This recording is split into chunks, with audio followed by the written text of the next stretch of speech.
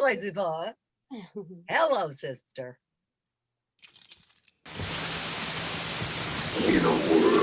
In a world where dynamic switch up, blah, blah, blah, blah. You got this beautiful texture to your voice. Flop, flop, flop, flop, flop.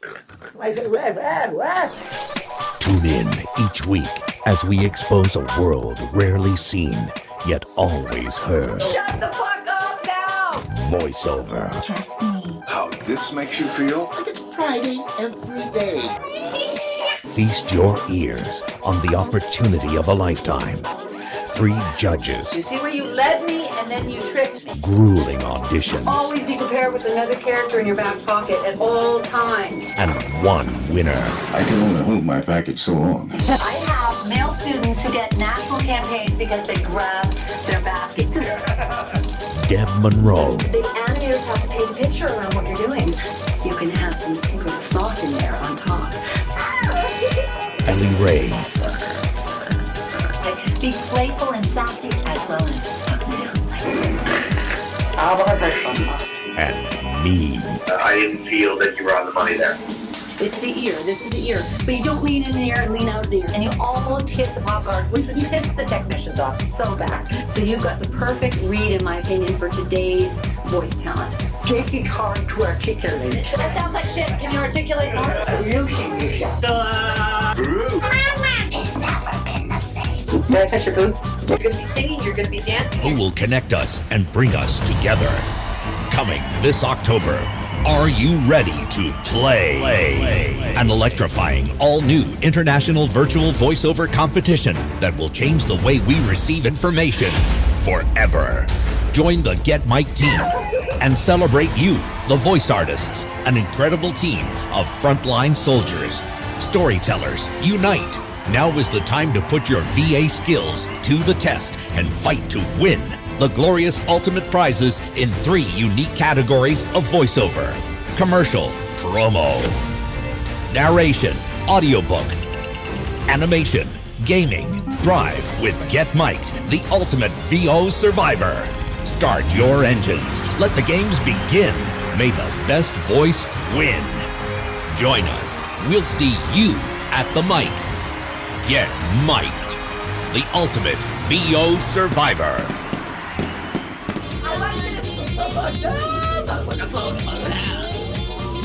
Holy snap. Fucking all gonna pick up my hands and I know I'm gonna I have natural lines and I'm gonna have to first and I take my pants down to the middle and just go.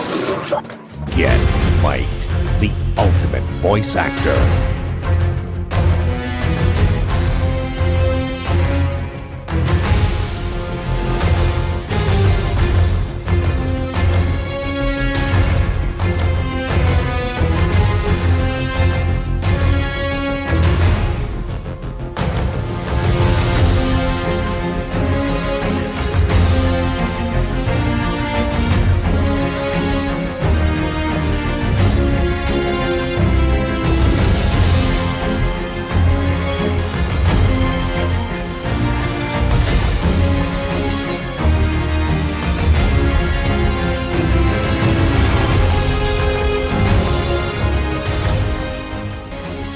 Eric Shepard, Ellie Ray, Deb Monroe, me, Mr. Mike.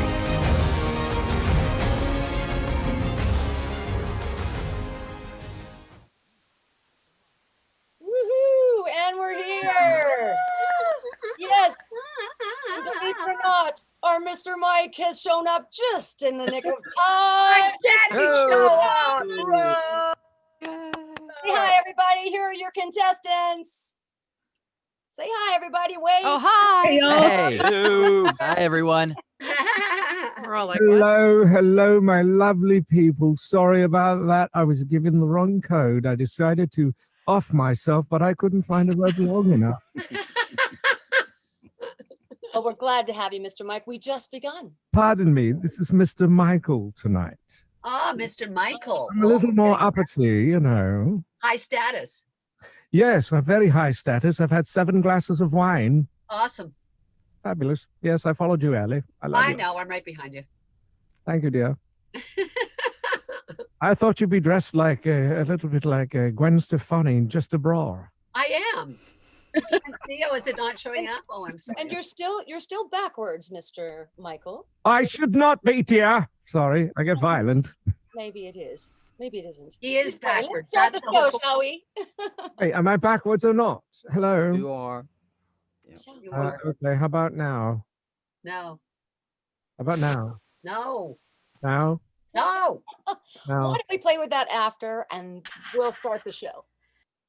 How about Tony Danza? Tony Danza it is, celebrity guest, Mr. Michael. Hello. Okay, so should we start the show? Yes. Bloody hell, here we go. From the top. This is fake. Okay. Welcome to the Ultimate VO Survivor second episode. Narration, audiobook, documentary. Or as in my favorite David Attenborough, documentary. Here are your contestants. Say hi, everyone. Hello, hello. Hello. That was lame like I just dumped them. Come on, give me another. Hello, everyone. Hello, everyone. No need to blow my ears out, thank you. And let's say hi to our favorite Zoom techie, Anna Luttrell. Hey, Anna. Anna. I'm packing out. Go, Anna. Quite lovely. Okay, let's mute our contestants. I've had enough. All right, and let's introduce our incredible panel of judges. Me, Mr. Michael. Need there be more? Well, there are. There are. Hey guys, it's Ellie Ray. Time to play. Hooray, hooray. Let's do this, mama. Okay, she's good. I love her. I want to date her, but I'm gay. Happy, that is. Okay, so our celebrity guest judge tonight is an internationally recognized voiceover expert. He is the owner and head of the Shepherd Agency, a premier talent agency representing an elite roster or rooster of union and non-union voice talent from around the globe. Please, everybody, welcome Eric Shepherd. Oh, and the crowd goes wild. Wild. Yeah. I take back these Shepherd references. I apologize. Hey, it's not just a clever name. It is not. Of course, there is Young in Shepherd, but we'll talk about that later.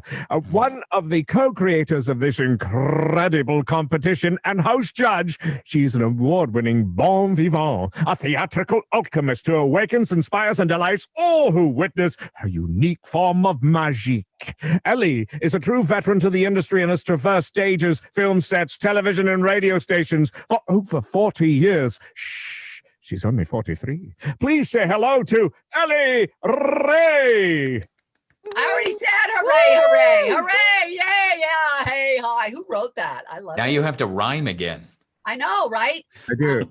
Oh, dismay. It's going to be cray cray. That's time to play too. Oh, With Ellie Ray. Don't forget, you got to rhyme yourself, you fool. Okay, so please welcome a co-creator, tech and host judge, this award-winning veteran in the online world of voice acting, working from home in a PJs, I've seen them, for just over 30 years. She is known for taking a lot, hence her passion, to the voice industry and for the voice industry, with her incredible high energy, her vast variety of projects, and her tell-it-like-it-is approach. You stupid son... Well, she said that last week. Please say a big howdy do to Deb Monroe. Yeah, Deb. Thank you guys so much. So great to be here. This is such a great opportunity for all of us. Before I introduce the infamous Mr. Michael. Mr. Michael, before I introduce him, we just got some feedback last week about a lot of people that don't really understand our industry and what the heck we do. So we just want to take a moment to kind of explain how this all came about. One thing that we learned through COVID actually is that we are essential workers, and we want to honor all the essential workers, all those of you working hard on the front lines. We thank you so much for all you do. And we thought it was a really opportune time to showcase another form of essential workers that people don't realize that have been working very hard throughout this crazy situation. Work's tripled because it became the only acting available. So voice acting is what we do. And a lot of people say, what is that? And so we wanted to introduce it to the world, and we thought this was a great opportunity to do so. This is all a volunteer initiative with some really generous donors and sponsors. We're so grateful for a lot of the industry that has created, there's a beautiful community, and they've all donated some incredible prizes worth thousands and thousands of dollars to Hold this. on, I'm not getting paid for this. Oh, What? How do I we'll talk leave? about that after. Okay, we'll talk about that after. See you later. Thank you. Now, tonight, our topic is narration.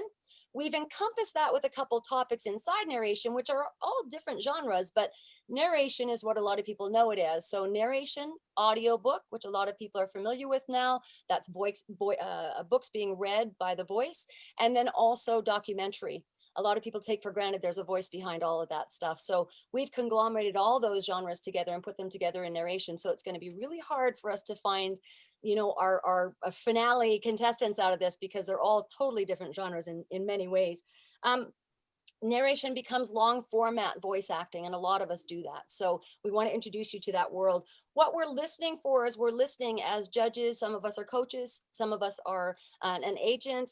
We all have different backgrounds, but we're listening for connection, how you bring the copy to life. Are you doing anything unique that stands out to us?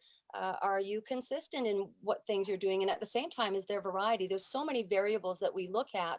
So these are the kind of things we look at. Now, I want you guys to stay active, those at home, and thank you guys so much for tuning in. This is a great opportunity for us to say hi and introduce what we do. We have it interactive on our website. So if you are on our website right now, getmicd.com, that's micd.com/VO-survivor. You can watch the live shows there, and you have a chance to vote. So we'd love you to vote for your contestants, and you also have a chance to chat on there. We'd love to hear your comments and stuff. So if anything happens, technology does happen, guys. We're doing our best here. Again, the volunteer project. So if anything does happen, we'll be live on our Facebook, which is GetMicd. And while you're there, that's GETMICD. While you're there, why don't you follow us, like us, and share everything, and learn a little bit tonight.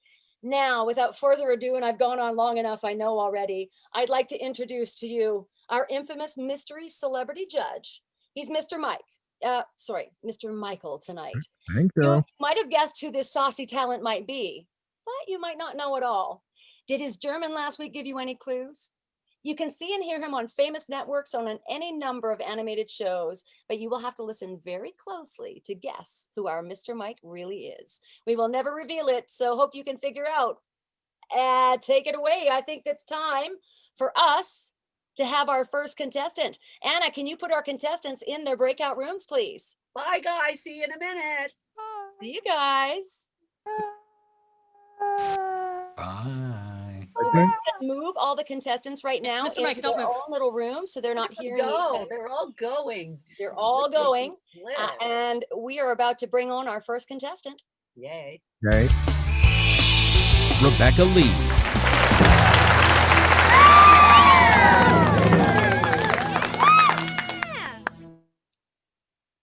Rebecca, you're on. Hello, everyone. I'm Rebecca Lee, representing Atlanta, Georgia. Sorry, I heard a little feedback. And I am my second time coming back. Is anybody else hearing that? Yeah, there's a little bit of I'm static a staticky system. Who is that? there. A naked beating. Oh, I'm sorry. It looks like Christine and Sarah joined after I assigned the rooms. So I'm trying to figure out how to move them. So. Okay, if everybody could just mute yourselves, please. If you're in the room, if you end up being in the room, that's fine. We'll deal with that as we go. But just make sure you're muted. Go ahead, Rebecca. All right. So I am a gardener, a wine lover, and an avid traveler. I've got 7 continents down. Just visited Antarctica last February. So that's something about me. You were gardening in Antarctica? What's happening? What? What? I just tuned in. You know what? I'd be willing to try that. You're first. No pressure. Right. Who signed you up for first? Good Lord.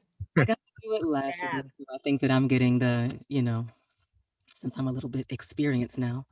All right. Excuse me.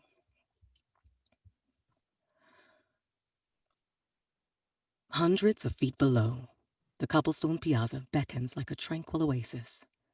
How I long for more time.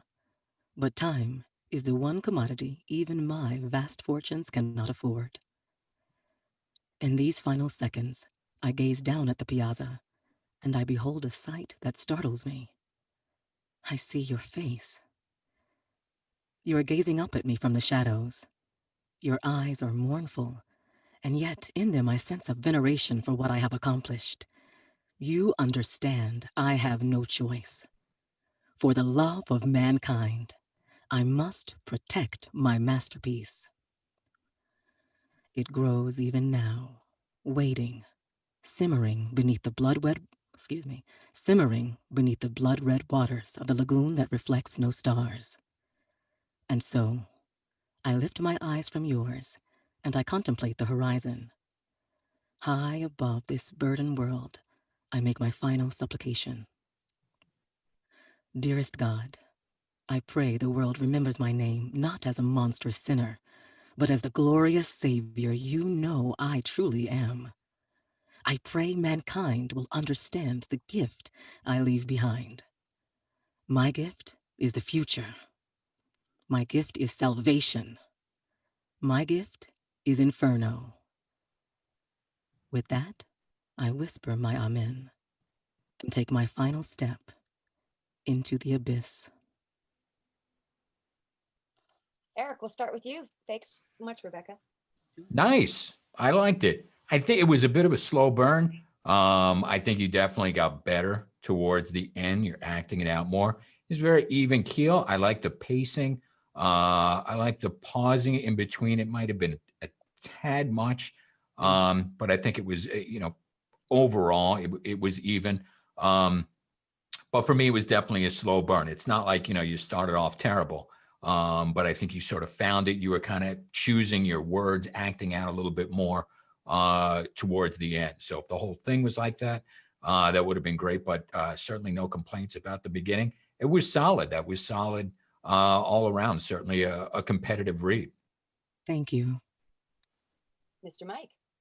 I liked it. What I'd like to see from you, though, on the next pass is I need to feel how everything this script really sends pictures to my mind. So I want you to embellish that even more, the cobblestone. And I want to feel these things. You're walking through the piazza and I need to be there with you. So bring me in. And as Eric said, if you smooth it out a bit and because that slow start gets you off, you smooth it out a bit, I think it'll bring some of that, but then you can find your stride within the way you say each of these things, because they're very important. Awesome. I think that I think you have one of those voices that's just absolutely captivating. So anyone who doesn't understand the industry is going to be completely captivated by what you do vocally, no matter what you do. So that's the great part, is no matter what you do, it sounds amazing. Like you. I'm jealous, but it's okay.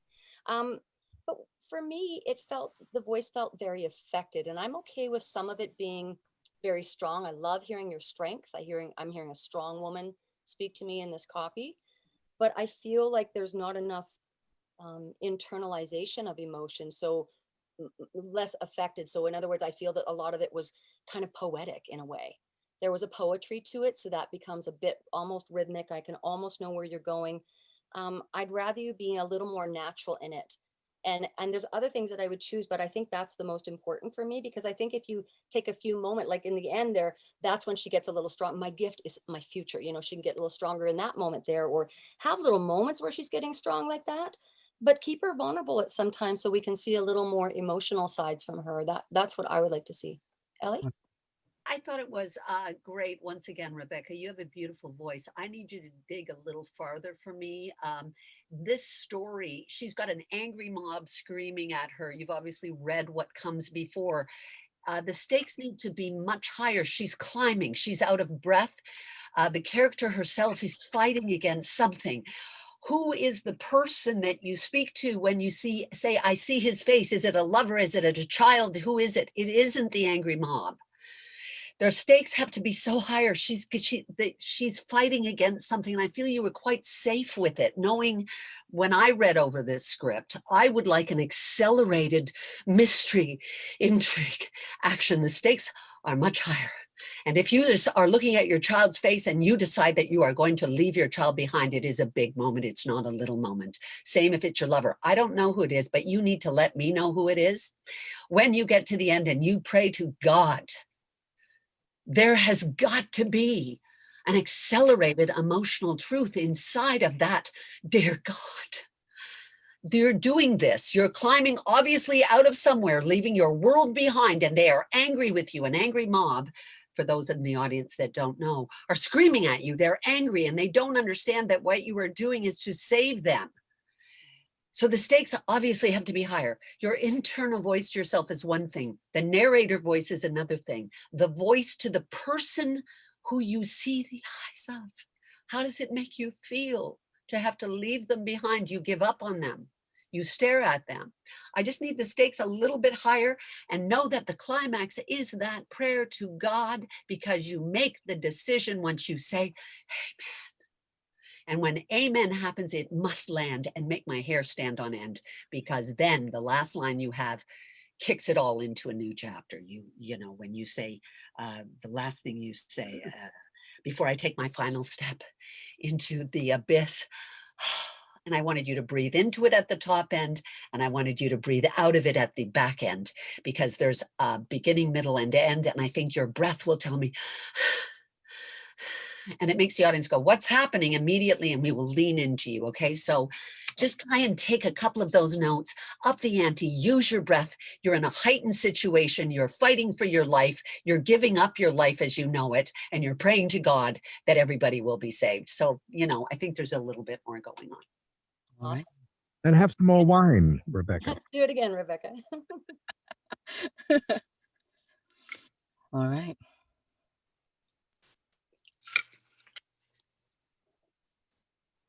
Where am I going to position you?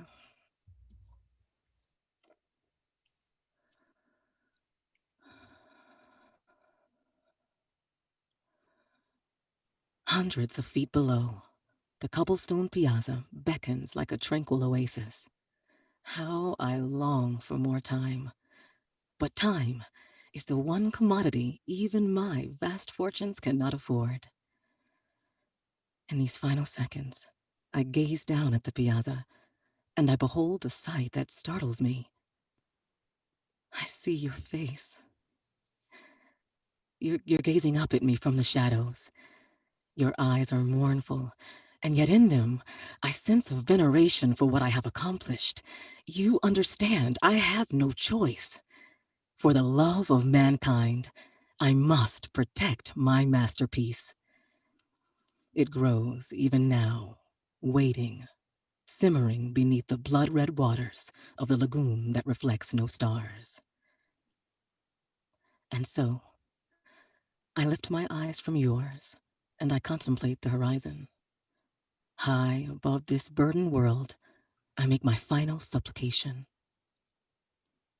Dearest God, I pray the world remembers my name, not as a monstrous sinner, but as the glorious Savior you know I truly am.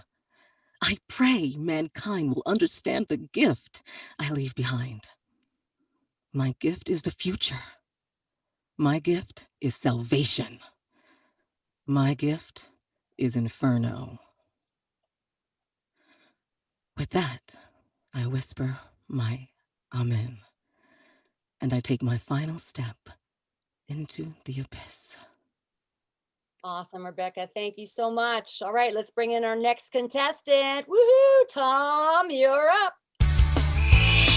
Tom Aglio.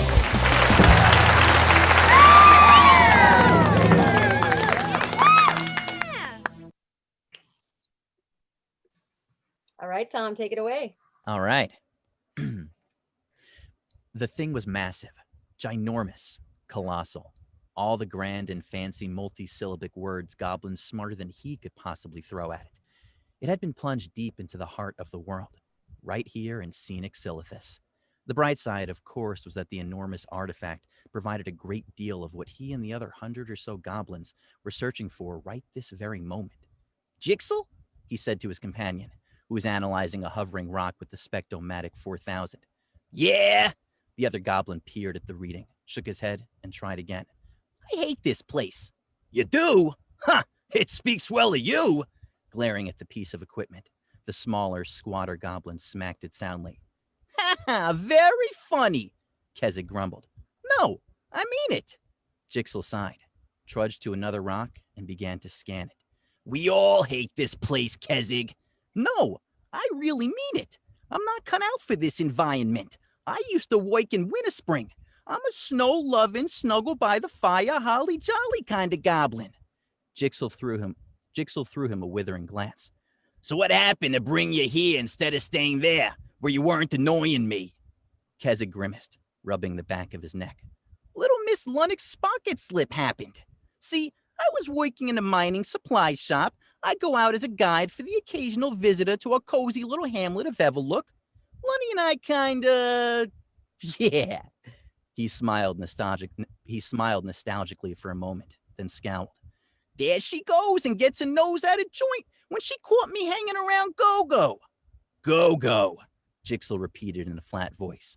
Gee, I wonder why Lunnix would get upset with you hanging around a girl named Go-Go. Awesome. Thank you so much. Okay, why don't we start with you, Mr. Michael? I liked it.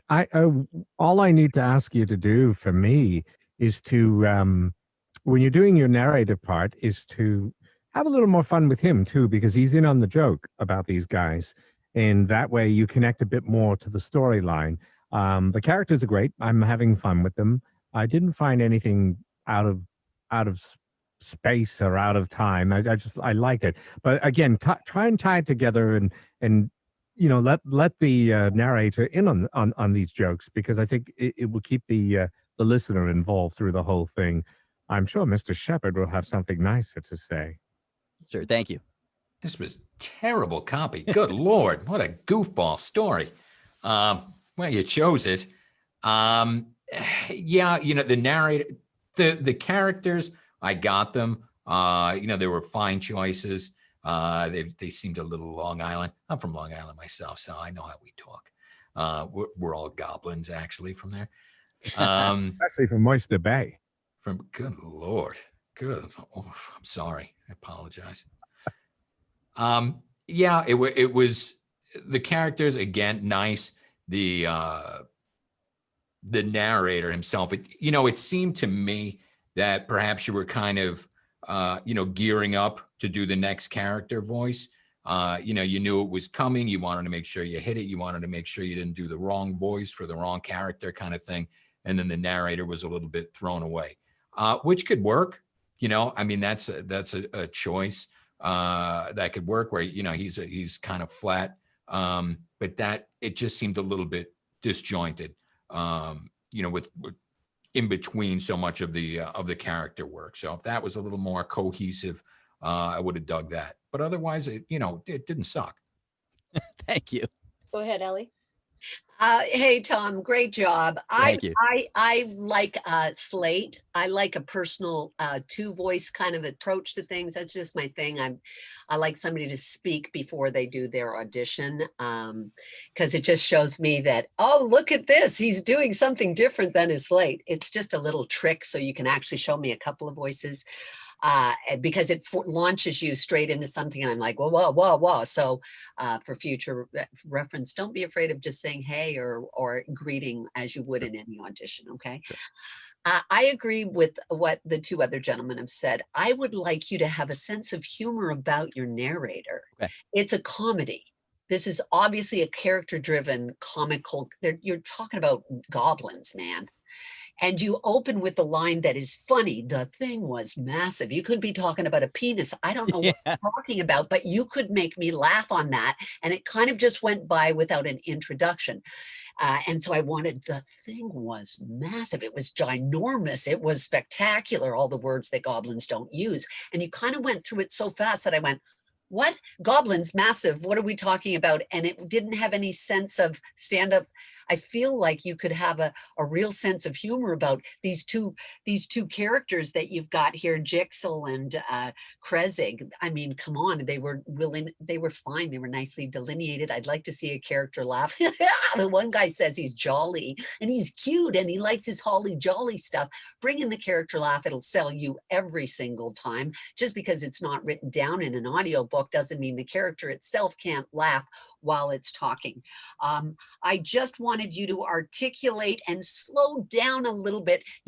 And that's probably nerves, so don't worry about it, Tom. You sound fabulous. Have fun. Sure. Sit in it and go, these two boobs are sitting there. One guy's got a speculum and he's looking at the rocks. I needed to hear the action in it. I wanted a little bit more vocal assisting. Sure. Oh, yeah. Well, what do you mean? You know, that kind of stuff where you can assist yourself and give me your opinion as the character and as the narrator. So if you say a withering glance, you know, you can vocally assist yourself so it sounds like something. Watch your articulation around Little Miss Lunix Sprocket Slide. Like, it's a funny name. And I went, Little Miss Lunix Sprocket Slide.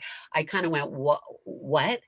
Maybe it's because she has really big jugs, okay? Like, set her up for me. How does he feel about her? He gets a little goblin boner. Sorry for the folks at home. But, you know, I need to go, the reason he's there is because of the female, what's her face, and just set it up for me. Have some fun with that, because there was nothing wrong with it. I just think you can have a little bit more fun. Sure. Play a little bit more, get in there as your narrator and make me as an audience go, what are we talking about? It's like demented stuff. Thanks. It's like the 5th time today I've heard the term goblin boner. And it's bizarre. I don't know why. It was in the village. It's okay. Sorry, guys, we got to stay on time here. So, yeah. Tom, I found that the biggest thing for me was the pacing of your narrator. He was just rampantly fast. Okay. So he took no time to enjoy his story at all. Okay. So we didn't get a connection at all to him. Now, I think most of the stuff I could say would be repetitive to what the great coaches have already said here. What I would say, though, is every time you say so-and-so sighed or so-and-so did this, you would have the exact same tone, the exact same rhythm. So there was a pattern to your narrator. And then when you did your characters, I was frightened because it's like, oh, wow, I love how he's changing from character to character. Those at home will love that. Like, wow, how talented is that to be able to do that? But your characters also stay in the same pocket too. So what happens is, as much as they're good characters, the narrator stays in the same place and then your characters stay in the same place. So just make them all have a little more fun. Let's Sure. have you do it again and have some more fun with that. Sure. One last thing, back to what Eric said.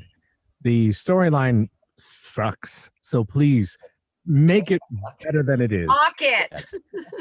You got it. You got it. Thank you, guys. Cool. The thing was massive, ginormous, colossal. All the grand and fancy multi-syllabic words goblins smarter than he could possibly throw at it. It had been plunged deep into the heart of the world, right here in scenic Silithus. The bright side, of course, was that the enormous artifact provided a great deal of what he and the other 100 or so goblins were searching for right this very moment. Jigsaw? He said to his companion, who was analyzing a hovering rock with the Spectomatic 4000. Yeah. The other goblin peered at the reading, shook his head, and tried again. You know, I hate this place. You do? It speaks well of you. Glaring at the piece of equipment, the smaller, squatter goblin smacked it soundly. Very funny, Keswick grumbled. No, I mean it. Jigsaw sighed, trudged to another rock, and began to scan it. We all hate this place, Keswick. No, I really mean it. I'm not cut out for this environment. Hey, I used to work in Winter Spring. I'm a snow-loving, snuggle-by-the-fire, holly-jolly kind of goblin. Jigsaw threw him a withering glance. So what happened to bring you here instead of staying there, where you weren't annoying me? Keswick grimaced, rubbing the back of his neck. Little Miss Lunix Sprocket slip happened. You see, I was working in a mining supply shop. I go out as a guide for the occasional visitor to our cozy little hamlet of Everlook. Lunny and I yeah. He smiled nostalgically for a moment and scowled. Then she goes and gets a nose at a joint when she caught me hanging around Go-Go. Go-Go, Jigsaw replied in a flat voice. Gee, I wonder why Lunix would get upset with you hanging around a girl named Go-Go. Awesome. Great job. Good job. All right. Thank you. Paula, you're going to be up next. Paula Meisner.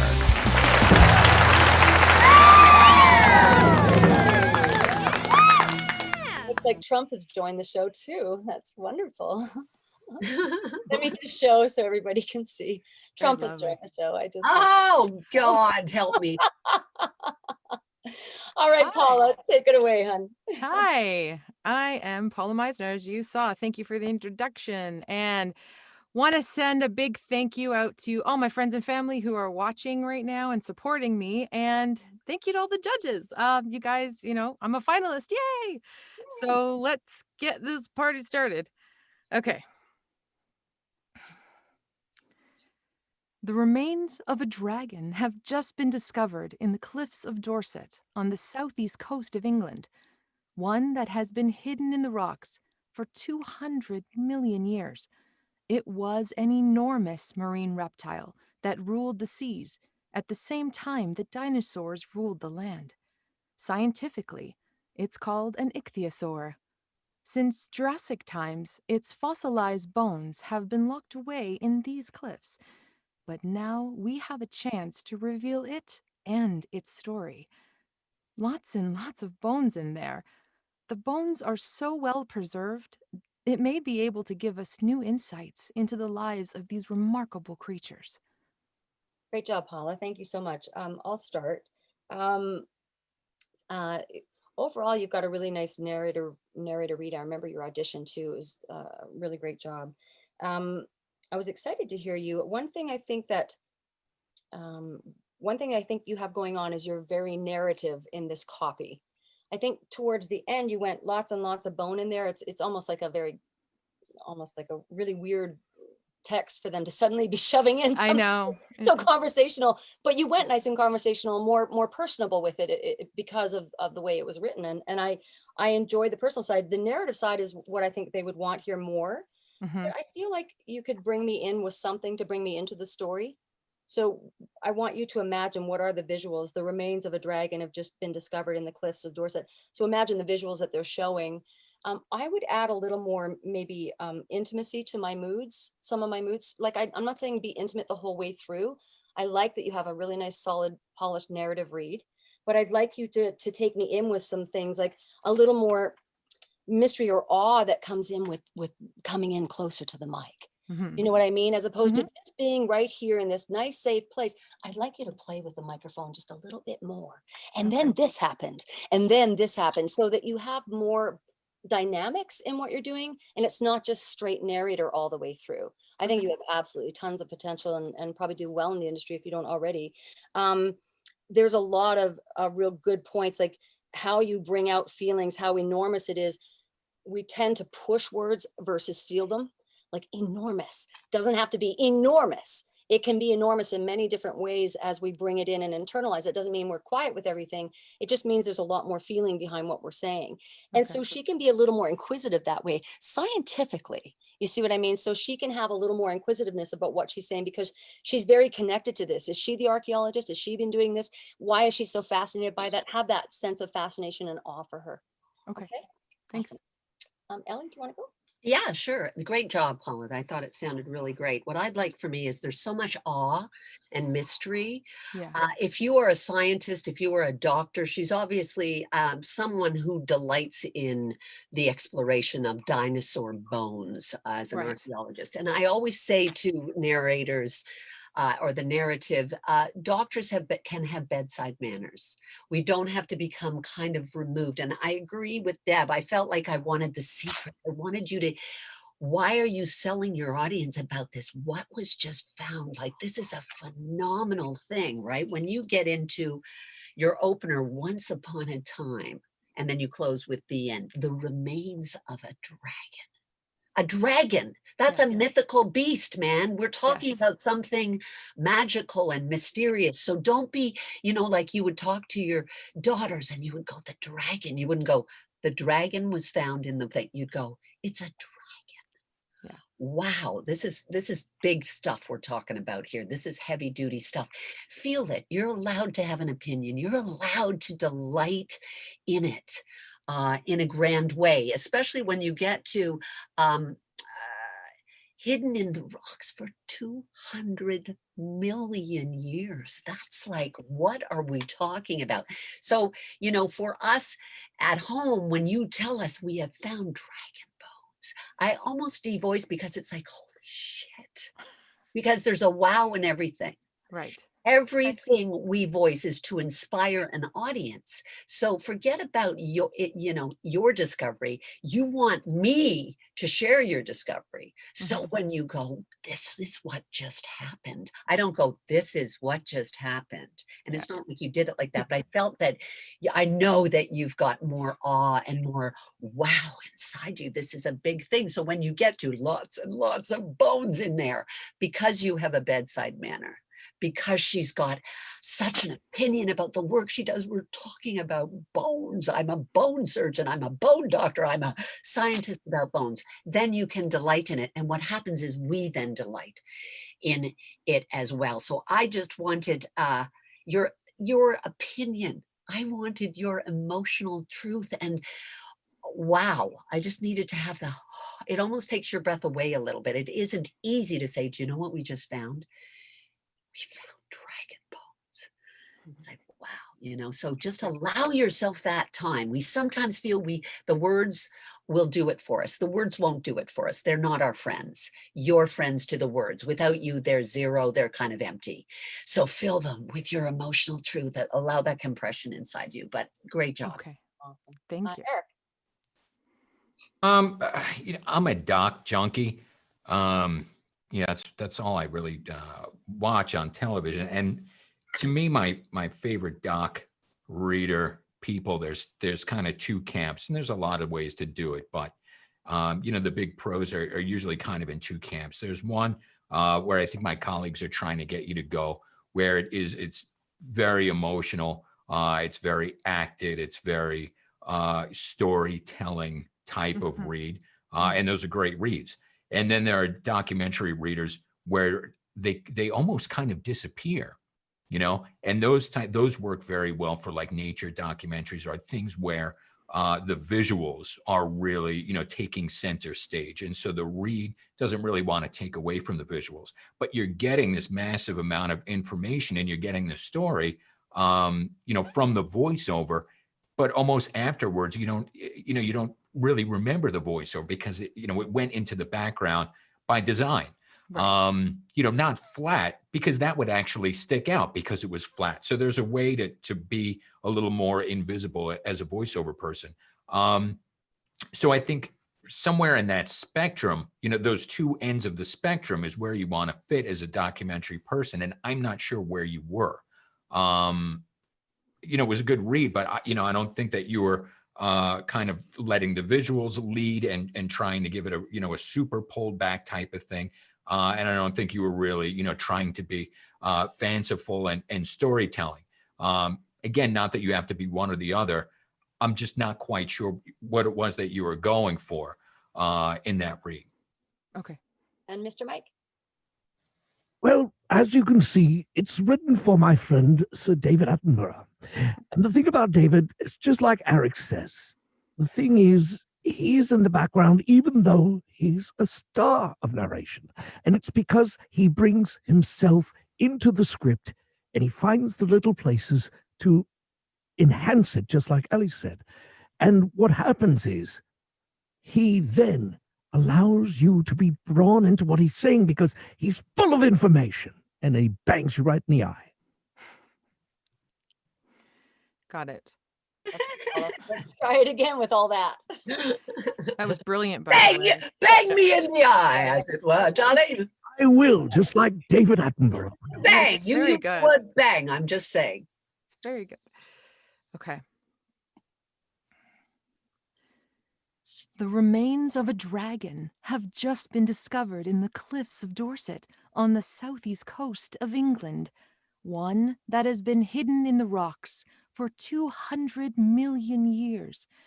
It was an enormous marine reptile that ruled the seas at the same time as the dinosaurs ruled the land. Scientifically, it is called an Ichthyosaur. Since Jurassic times, its fossilized bones have been locked away in these cliffs. But now we have a chance to reveal it and its story. Lots and lots of bones in there. The bones are so well preserved, it may be able to give us new insights into the lives of these remarkable creatures. Awesome, Paula. Give her a Great hand, job, everybody. Paula. Yay. Next up is going to be our voice couple, part of our voice couple, just saying, because I think it's so cool. Those that didn't tune in last time, his girlfriend voiced for us last time in the commercial category. Stephen Vlahos.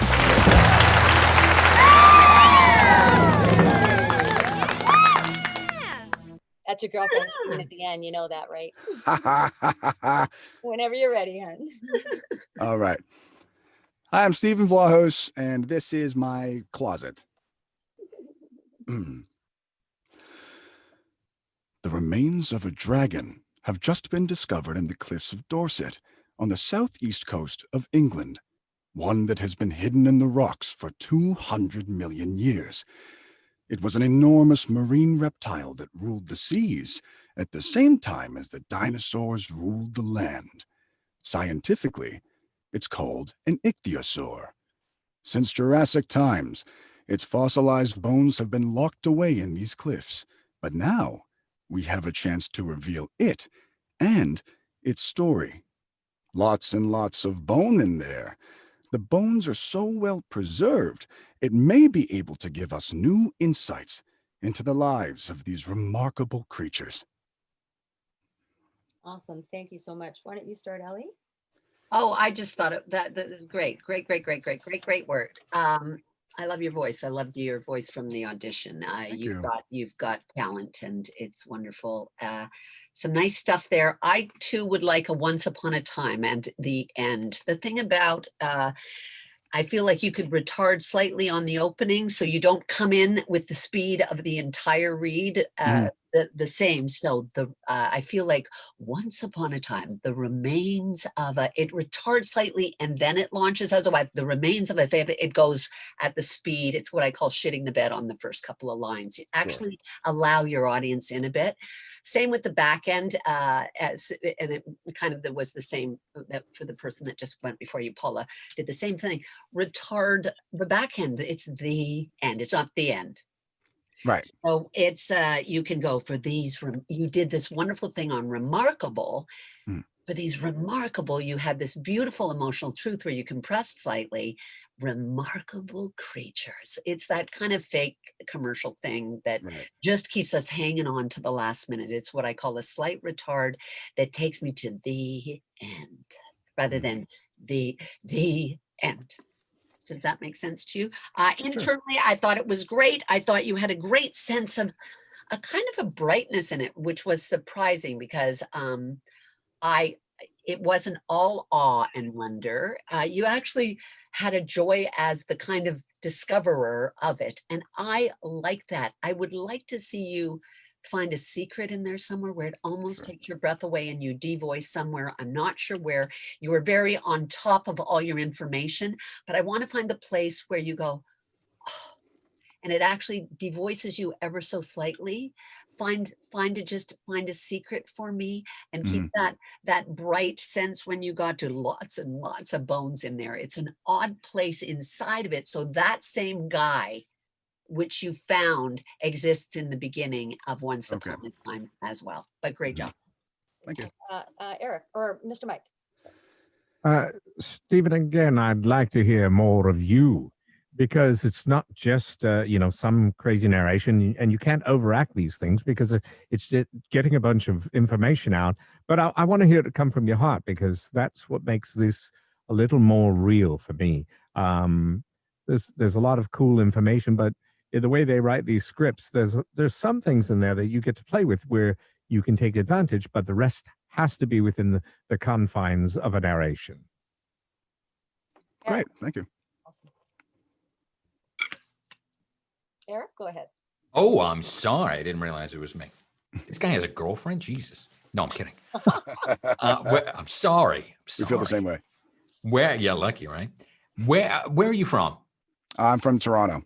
Okay, because I was picking up a little bit. I don't know if you picked up on the Attenborough thing there, but it seemed like you were drifting a little tiny bit in and out of an accent, like a British type of thing. I think. I don't know. It was slight, but then it was gone. So I would hear it, and then it wasn't, and then it seemed like it came back a little bit. I don't know if that was a conscious thing or it was a subconscious thing, because you see Attenborough, you see that name right on the thing, so that kind of seeps into your brain. But if that's something you're going to do, now you got to keep it up the whole time, or you got to just drop it completely. And I think there might have been, and this is presumptuous, but I'm not above being presumptuous. You've got a nice voice, and it seemed that perhaps you were concentrating a bit on that, on keeping that voice, on keeping that read, keeping the voice sounding nice throughout the read, which is fine. But that's secondary, and your voice is going to sound good whether you're concentrating on that or not. It's a fine voice. You just want to make sure that you're not concentrating. You only have so much brain power that you could put towards reading the words and acting out the words and reading ahead and figuring out where you are emotionally. And there's only so many things that you can do at once. And so if you're also concentrating on what your voice sounds like, something else is going to go, out the window, and it's usually your acting, not you, anybody in general. So just try to forget that. Don't worry about the voice, worry about the read. Sure. Thank you. Great job, Stephen. I think that's basically the encompass of what I'm saying too, because I absolutely love your voice. I'm gravitated to it. I think that you're the kind of guy, much like Rebecca, where you could voice almost anything, and you probably book a lot with that exact read that you just gave us. No problem. I think though that there's a bit of an affected tone to it. So it sounds a little put on, and that can be good. And I think the best advice was that can be good in some spots, but not all the way through, because if it's all the way through, and so there's a fine balance, because you have to balance being consistent with the character and then breaking that bit of the affected sound. But you have a nice natural deep texture, and so I think what we're saying is you have that in you naturally. So be more natural in your dialogue. You don't have to be as effective, but there can be moments of that. One thing I also noticed is there's some push moments, which really nice. Here's the way I was thinking of it is, you're an affected voice who has some variety in his effect, which is good, because a lot of people, when they have an affected voice, don't. They just stay in that same pocket the whole way through, and you don't do that, which is fantastic. But I noticed a lot of your big moments, they go up high and they stay up high. And so they become very redundant. Okay. So I'm noticing the same choices. So just be careful I think it becomes very advanced direction for you. We just want to direct it now. We love the effect you're giving us, but take it down to a more natural place for us so we can hear that side of it too. So I would suggest on this one to take everybody's consideration. For the flip side, be more intimate with it, but still have that sense of awe and wonder you're giving us. Great. Let's try that again. Thank you. Okay.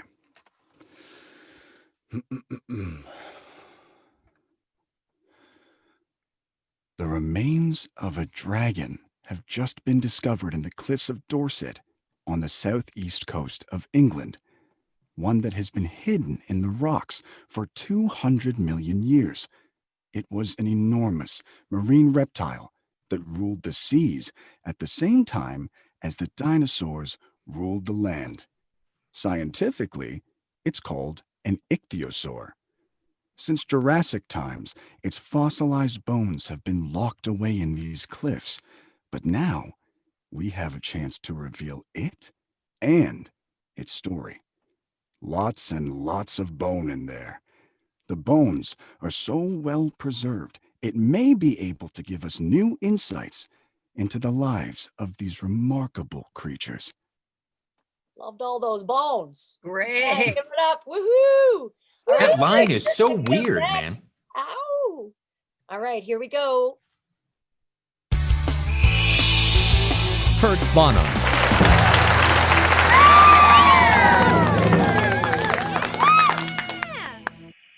Welcome back, Kurt. Yay. Say hi and take it away. If you are saying hi, where'd you go? He's not here yet. Oh, there he is. There he is. Awesome. Takes some time to load. Of course. Take it away, Kurt. Say hi. Hey there, how y'all doing? Hey, Kurt. Ooh, we're awesome. Thanks.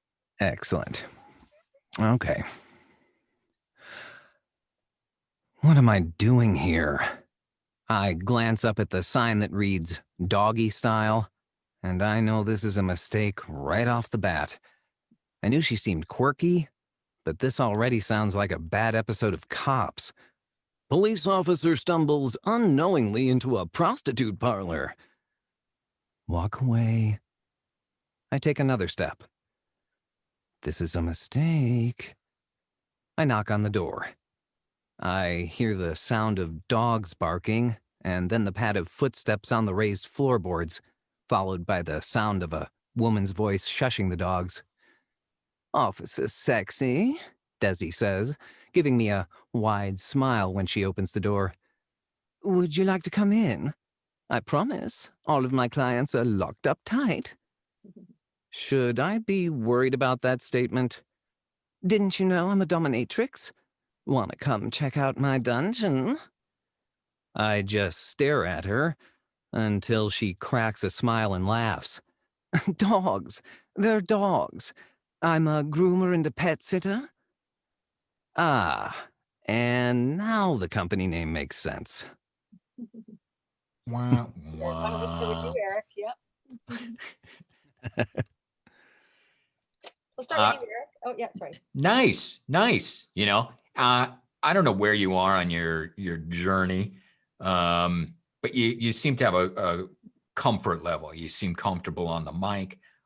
You seem comfortable reading. You just seem comfortable in general, and I think that comes across in the read. There's not too much redirection I can give you. I liked it. I like again, that comfort comes across. Your voice has I have a little bit of it myself, so I always have to be careful where you've got kind of a higher nasal thing going on and then like a chest rumble kind of thing. Yep, and both of those mix together to create, that sound that you have. But you know how to kind of turn one on and turn the other one off, you know what I mean? To play around with it. It's, all of those, and I know this isn't specific to this read, but all of those things are marks of a pro. So they're going to help you out. And Thank again, you. I think that all comes, from that comfort level. Specifically this read, I liked it. It was a little slow for me, which is an odd thing to say because 99% of the time, you're telling people slow down, Audiobooks. you're too fast. Yeah. Everybody wants to jump out of the gate. Again, you're comfortable enough to not, do that rushing through things, but it certainly wasn't, wasn't so slow that it was a bad choice, for an audiobook. It was a fine choice. I liked it all around. It could have been done a little more goofball and kind of tongue in cheek because it is goofy and silly. But I think the choice that you made was a valid choice and it worked. It was nice all around. Awesome. Mr. Thank Mike. you. Totally agree with Eric. I like it. Just for Gicks and Shiggles for your next pass, I would go more inside, like, what am I doing here? I glance up at the sign, that sort of thing. Yeah. It does have actual inner thoughts in it, so that's why I was making the switch between them. But yes. They ask you on audiobooks to not do that in some cases, but I think this one you can do it and really make us a part of the journey that you're having on this. And then, find those there's a lot of good jokes in here, so go for it. That's what I say for your next pass. Cool. All right. Kurt, really nice. You can really tell you're a professional and you've read a lot of books. And I also can tell that you're very passionate about books. I can tell you're passionate about the read, about the industry itself, everything about it, which is great. What a fantastic home for you. I do love how you slip into your characters. I thought going from one to the next, I thought this was a very directable read. This is just something, not that we direct a lot of audiobook in some ways, but at the same time, if we had that opportunity in an audition, this becomes a directable read, meaning I really love what you did. I wouldn't hesitate to consider you, but I might want to do this a little differently or this a little differently. That's what I mean by that. So I wrote down as well a speed thing. So, and your reaction was interesting. So I would like to just briefly talk about that because Ellie, I know we'll probably hit on storyline lots. even though it's audiobooks, I get what you're saying, you know, speed, yeah, audiobooks. But what I found was there was a lot of, you have a lot of variety. So I can't say you have predictable pacing. That's not it. It's just like I wrote down, like I knock on the door, I hear the sound of dogs barking right then and there. That had the exact same pace as the big paragraph before for the narrator. So I thought that would have been a nice opportunity to actually use a different pace so that you can play around a little bit with it. Mhm. But for me, there felt like some places where you could play with pacing that would still 100% be fitting to the need of the audiobook industry. So again, just becomes a directed choice. I thought you did a great job. Ellie, go ahead. I loved it. I thought you're great. You know, I'm directing now. It's like at this point, there's nothing wrong with what you did. Your choices were Bring it fabulous. on, bring it on. Your recall. So I'm going to screw you up right now. What I loved was, I would love you to differentiate your inside voice, voice to self and voice out, really differentiate them. It's like, what the fuck am I doing here? Where you can almost de-voice a little bit, come into the mic, just lean into the mic and be like, yeah. Am I doing here? That's Hi, okay, fuck. He's in a debate with himself. He's having a, should I go? What the fuck is that saying? It feels like he was really, should I go? I don't know. I'm making a wrong mistake. So I don't feel it was the speed of the overall. I feel it's the speed of like, there feels like it needs a little bit of action and it's just anxiousness. It's walk away. He's nervous. He's freaked out. Something's going on. He's not in control of walk away from this. This is weird. I wanted you to up the ante of like, what the fuck am I doing here? Okay, that's walk away from the shit. You're having a debate with yourself. Just get the fuck out of here. What are you doing? And I needed to just hear that, up the ante a little bit energetic. Sure. In that place. I love the cop when you did the you kind of did the cop thing, which I loved. Like I love when yeah. I love it. And I feel like he's aware of him doing it. So even the narrator, the guy knows that he's doing the shit. The whole thing is him going, I don't know. When she opens the door, what does she look like? I need to hear. I wasn't sure. You said whatever the hell she says, Officer Sexy talks first. And she said, giving me the wide smile. Give me the wide smile. What does it sound like when she smiles? I needed you to introduce her and sit in her. Officer, I wanted you to smile and get weird where we all go, what the hell? Because you're doing a gal pretty fabulously. So I wanted you, don't be fast on that. Officer Sexy, blah, blah, blah. You kind of got past right. too Yeah, quickly. Don't sit in it and have a bit of fun because if you're debating, door opens, you can do something with that. I don't give a shit what you do. Don't do what I'm doing.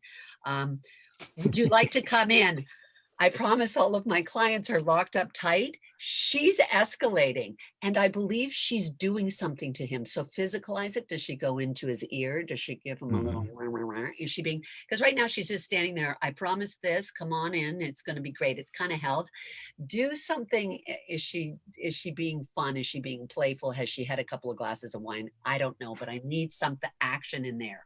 And I just felt that you could play her and his reaction is like, what the hell? Until she says, no, I'm a dog. And she drops the accent or something. Like she's like, I'm a dog person. Like I thought she puts on a whole dominatrix German thing. No. Because that could be sounds fun. No, New York. Yes, thank you. Person. Okay, so just have some fun with that because that's the triple trick. And then he can go, and it says she laughs. Laugh. Like have a good laugh because she's taking the piss and it's going to be fun. But ultimately, just have fun and do what you want. Good job. All right. Okay. So again. Let's have you do it again. You bet. All right.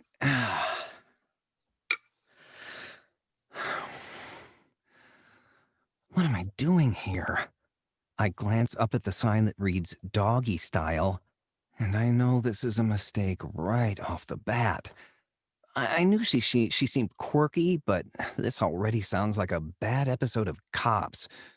Police officer stumbles unknowingly into a prostitute parlor. Walk away. I take another step. This is a mistake. I knock on the door. I hear the sound of dogs barking, and then the pad of footsteps on the raised floorboards, followed by the sound of a woman's voice shushing the dogs. Officer Sexy, Desi says. giving me a wide smile when she opens the door. Would you like to come in? I promise all of my clients are locked up tight. Should I be worried about that statement? Didn't you know I'm a dominatrix? Want to come check out my dungeon? I just stare at her until she cracks a smile and laughs. Dogs! They're all dogs. I'm a groomer and a pet sitter. Ah, and now the company name makes sense. Awesome. Nice job. Awesome. All Good right. job. Up Good next, we job. have Sarah Dunham. And she's all the way in the UK up at like 2 in the morning, I'm sure. Sarah Dunham.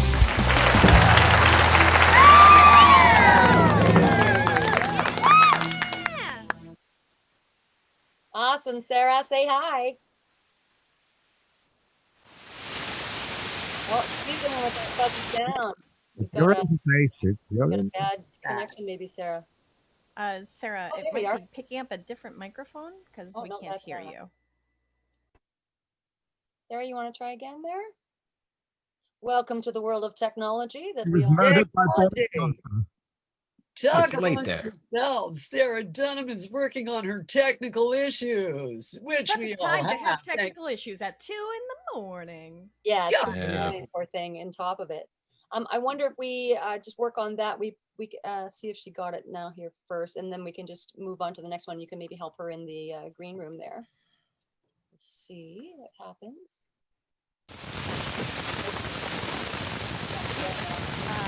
Yeah, sadly, Sarah, it is still not Okay, so working. let's take her into the green room and let's pull in Sarah. We're just going to put you into the green room and try and work on your sound. Use a hammer. Let's bring in Alexander, and then we'll bring Sarah back in after. Just give me a moment here. We will get Alexander ready. We all need just a moment. Thank you all. Welcome to technology. Alexander Cantrell.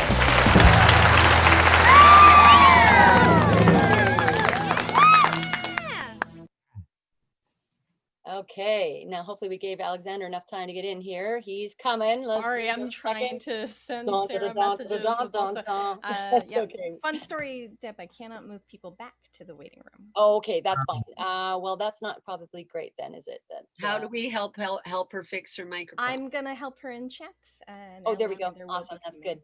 I think she's going to try and sign back in again. So just watch for Okay. that. Do we have Alexander? We don't have Alexander. So can you just give him a message to come back in? I think he might have missed that. They're not expecting I to be already called in right now, right?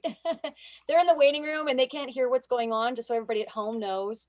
And I think our website feed is down, but please go on to our Facebook Live. Yeah, I just looked. I think maybe it kicks out after an hour. I don't know. I just checked on my phone anyway. So everybody's in a green room waiting, so they're not hearing each other's auditions. So he wasn't expecting to come in. Hi, Alexander. Hello, what's going Just on? when you thought you were Hey. prepared to have another person in time to get ready, you're coming in now, baby. We just booted that last chick in like 5 seconds. We were like, nope, get out. So this is hardcore, man. So This just is- remember, we're going to go back to her script afterwards when we get Sarah back on, which is script number 7 there. So Alexander, why don't you introduce yourself and then begin when you're ready? What's up, y'all? I'm Alexander Vincent Cantrell. I'm from Atlanta, Georgia, born and raised. I just got kicking in the VO industry like 3 months ago. And then so I'm just trying to dig my nails in as deep as I can into this thing so that I can hopefully make some dreams come true. Well, nice to have y'all. Semi-finals after 3 months. Dang. Kidding, man. That's pretty impressive. Nice. Thank you. All right, let's do it whenever you're ready. Okay. It is my first time back in Savo for over a year. And guess who's here to meet me? What a treat. It's Emily. This is the biggest of the orphans. An orphan that's gone back to the wild and just the loveliest creature. She's a giant, and yet she's only 12 years old. Gentle, powerful, wise. So why is she back? Maybe because she's feeling hungry, wants to see if there's a few tidbits. Because any minute now, the other orphans are gonna be here. And you know what? I bet you anything, she knows that. That rumble, was probably a communication between her and the other elephants. And here they come. I wonder how they react when they see who's here. Out goes the trunk. A little bit of a greeting. It's almost as if they've come to pay their respects. Just look at them. Oh, I love it. And it's almost like hero worship at times, the way these younger elephants just prance. They're so chuffed to see Emily. Those throaty sort of growls, those rumbles. Emily came to the orphanage when she was just 4 weeks old, and now she's living as a wild elephant. Awesome. All right, Mr. Mike, why don't we start with you? I could listen to him all day. In fact, I think you should be on camera, my friend. Your delivery. I like what you're doing. It's a fresh take on this kind of narration. A lot of people would stumble into the old stiffy, uppity sort of thing, but I like what you're doing with it, and it's making me feel happy. I can't really tell you to do anything different. If you want to try something on your second pass where you go even deeper into the storyline and take away from the narrative parts and just give us more of those feelings.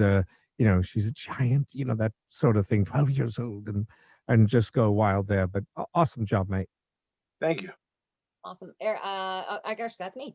First of all, I just wrote, wow, you're a natural then, because, just based on your auditions, you were definitely a favorite with a lot of the judges. You just have a beautiful and very interesting what Mr. Michael just said, because there is something so gravitating about watching you. I just loved watching your auditions. I loved watching you now. In fact, I just kind of lifted my page off the script. In the beginning, I was on the script, and I feel the first part of it started a little too stiff or too forced. And then all of a sudden you said, why is she back? Right? Why is she back? Why is she back? That's when you just owned it. And from then on, I was just like, oh, okay, now I want to watch. Now I'm involved. Now I just loved what you did. I loved how you brought me in. I love that. I know Ellie's going to absolutely love it as well. I loved your laugh. That was just fantastic. It was great to see you visualizing.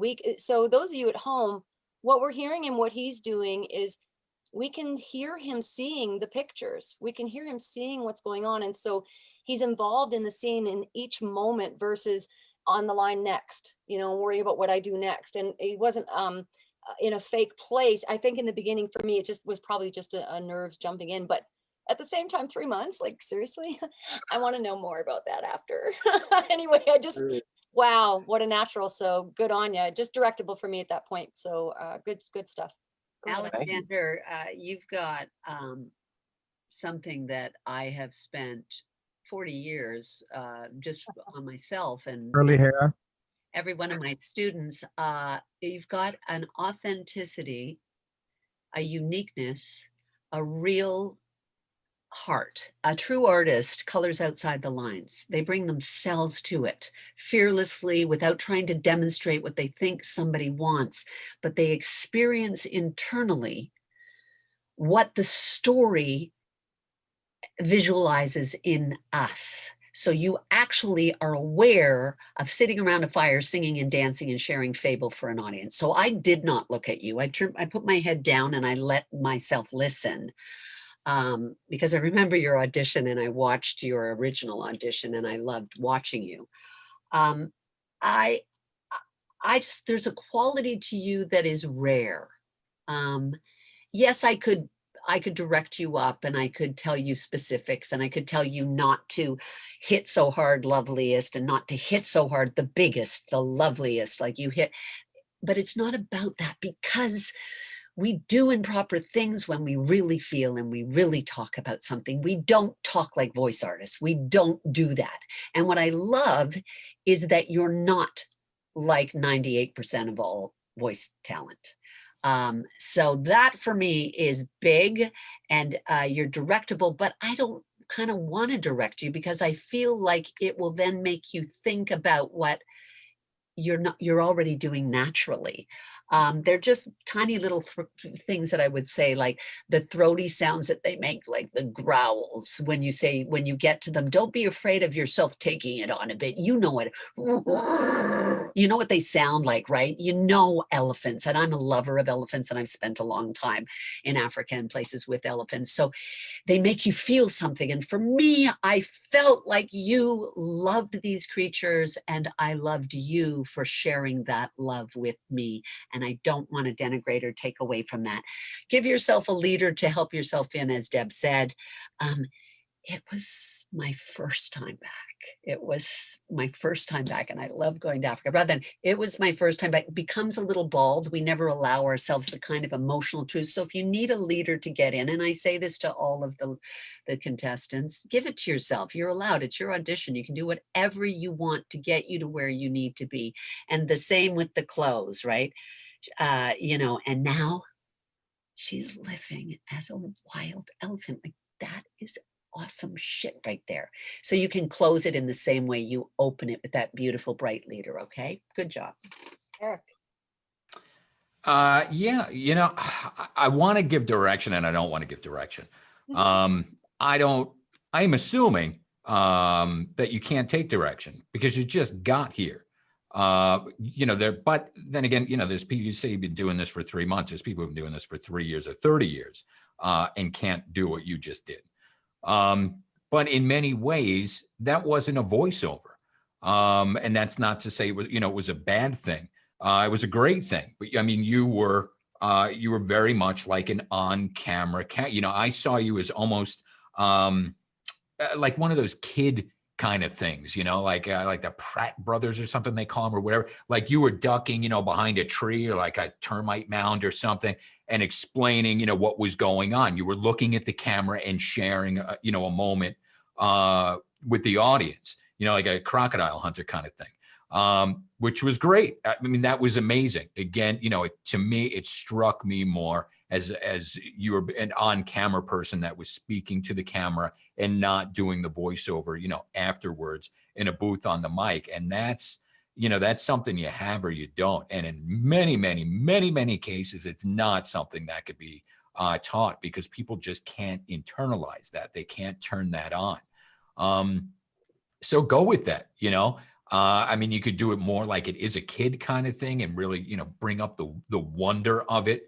But if I was to direct anybody else reading this and trying to, to get that your read, that's what I would tell them. Pretend you're on camera, look at that mic as your audience and you're kind of giving them a cheeky kind of thing because you're in the scene. The elephant's there and you're there, man.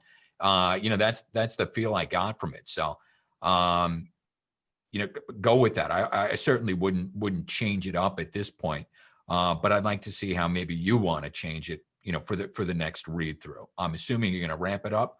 But again, it's tough to assume with you because, I mean, that really came out of left field. Kudos. Thank you. Nice job, sweetie. Let's have you do it again. Okay.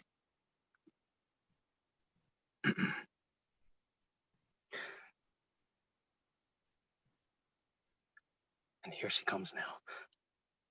It is my first time back in Savo for over a year. And guess who's here to meet me? Oh, what a treat.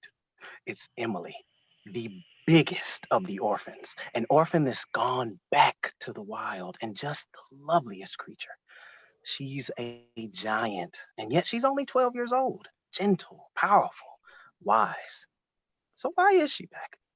Maybe because she's feeling hungry, wants to see if there's a few tidbits, because any minute now, the other orphans are gonna be here. And you know what? I bet you anything you like, she knows that. That rumble, that was probably a communication between her and the other elephants.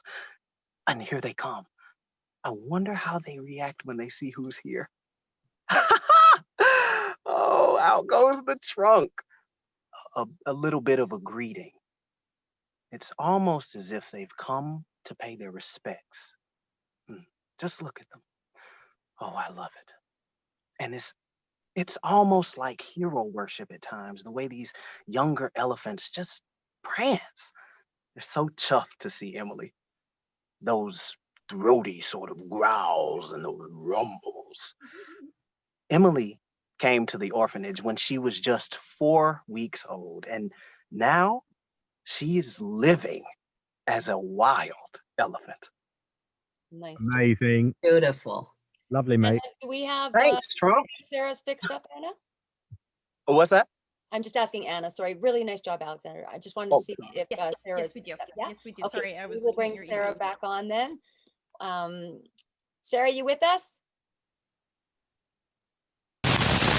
No. Sarah, it is back to being static. Oh, did you mute her? Try it now. It's open though. Can you say hi, Sarah? Wow. Sarah. That's strange. I don't know what that is. I've never seen anything like that. We did the voice check too. That's It was weird. yes, it was working in the green room. So. Oh, interesting. I wonder- Anybody watching who wants to learn about doing voiceover at home, that's what happens. I wonder It if was we just can- working. So I wonder if we can maybe have her come in. Has she come in and come back out? Like not just the room, but the actual Zoom? Yes, but I believe it's an issue with the microphone and not Zoom. But yes, Sarah, if you can go ahead and maybe. Okay, so bring the next person in and we'll get you guys to work on that. Thank you so much, Anna. That's why we have our wonderful Anna, our amazing sexy tech. We like that. And All a right. suggestion, just a suggestion, if the mic is the problem, just use the laptop mic and that will probably take care of it rather than her. Yeah. Yeah, that's a great Wow, Ellie coming through with some technical. I know. Who do I think I am, really? Woo, go Ellie. Okay, we have next Eric Turner. And hang on, I gotta find where he went. There he is. What script are we? Eric Turner.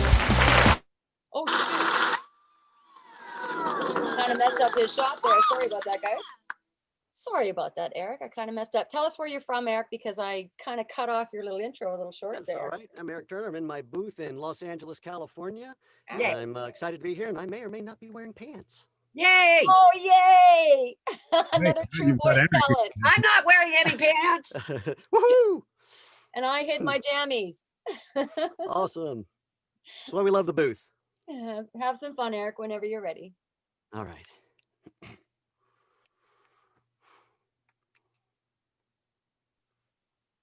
Why you here, Charlie? The voice sounded like it came from a giant bullfrog. I pushed myself up. Who said that? Who's talking? Or you spongy. Did a ghoulie take you too? Oh, damn, if Rooster got your body, we're out of it. We're done. Nothing left but lost treasures and shredded souls. The voice echoed around me. I spun again, and there, through rolling smoke, a large figure walked. I totally froze. Whatever was coming towards me was huge. Big gut, big beard, big hair. Holy shit, Cortez! Except I could see through him. I could see the fires burning behind him. It was like he was made out of thin paper. I crouched to take off, but Cortez shouted, "Don't run, buddy! Oh, you're still solid. There's hope. I can get you out of here and we can still get this thing done." I'm solid? What are you? I'm just energy. Yankee Jim has my body. Who is Yankee Jim? I shouted. The dead bastard responsible for all our hell. Nice job, Eric. All right, I think Mr. Mike, you're up. I am? Okay. I think so. Okay. Doesn't matter. Yeah, Eric you liked did it. it first last time. Yeah, I did. Oh, then Ellie. I go first, darling. Okay, the great job, Eric. You're fantastic, darling. Listen, when I love it, I loved all of your choices. Watch going too fast off the top. Give me a beginning, middle, end with a prologue and an epilogue. Remember when launching, you've got the script. I had trouble moving around because I was on a different script because we got the mess up with people. So I was trying to listen in the bullfrog voice. It changed for me. Why are you here, Charlie? Is your once upon a time. So give me a little bit of something Mhm. before you say that, so that I'm not going, what the hell? Because all I heard was a little bit of that. And you then cleared it out. And I think it Okay. might have been nerves and launching. So go, if you want to do a Okay. vocal, go, and then say, why are you Okay. here? Because there's nothing wrong with doing a vocal before. Gotcha. Like, he could just belch like a frog anyway. Who cares? Love him. Keep that. Sure. Love that character. He kind of found his footing. The character of Bullfrog Man, whatever his name is, halfway through, because he was a bit at first. You went, oh yeah, it was there. It was way deeper, more gravelly. Then it went just a little bit. Then I heard the Southern, and I was like, okay, just make sure that's who arrives in the first plane, unless he is a morphing character, which he could be, but I don't know if that was your choice. Really, really great. Just don't go too fast on some of the sections. You're quick, and I love speed, like I love it. But when we're doing character gravel, sometimes I'm playing catch up a little bit, just a hair. So I don't want you to lose the great stuff you found, because I thought it was really, really, really good. Find his, find that laugh in there, find a character laugh in there. You do this great thing, and I wanted a little bit, he's freaky, you know, when you're freaked out at first and you describe, then he was big, he was huge, he was coming towards me. You did it later on, like I'm solid. You were confused.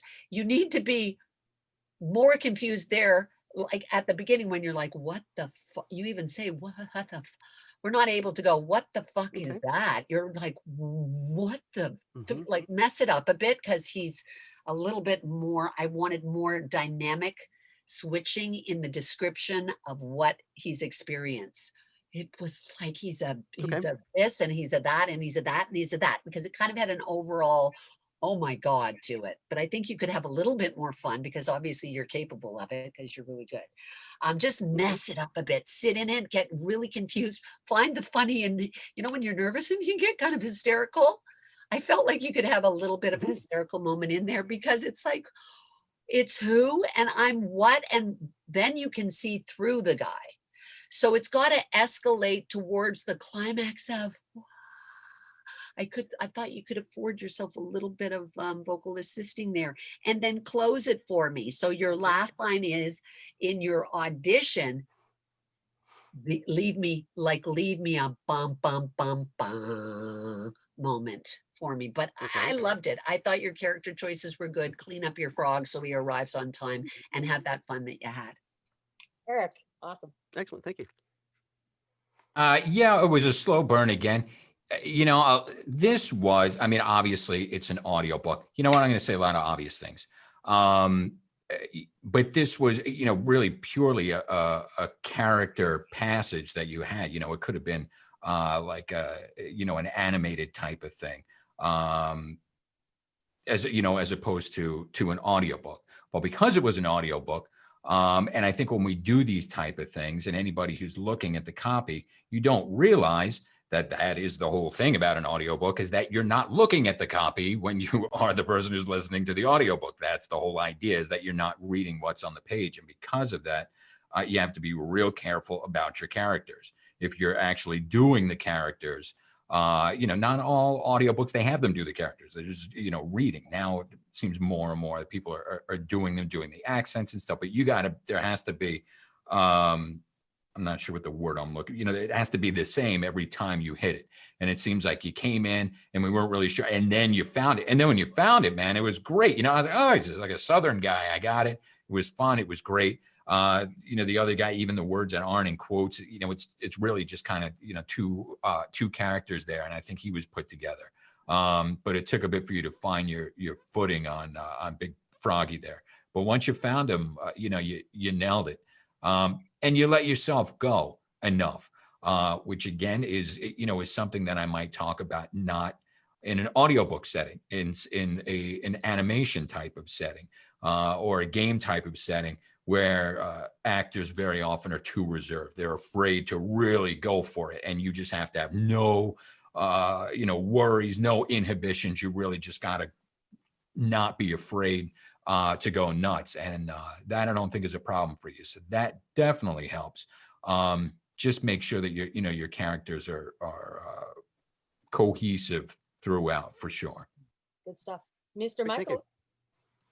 Eric, I think you, like Eric said, you found yourself in the frog later, but I need you to find your personal self when you're doing the narration part in your chest, and then your character in quotes can raise up a little, because if we don't have that grounding of the inner storyline, then it just becomes all fluff. And then if you're sitting in the car listening to this, you'll drive off the interstate and kill a bunch of people.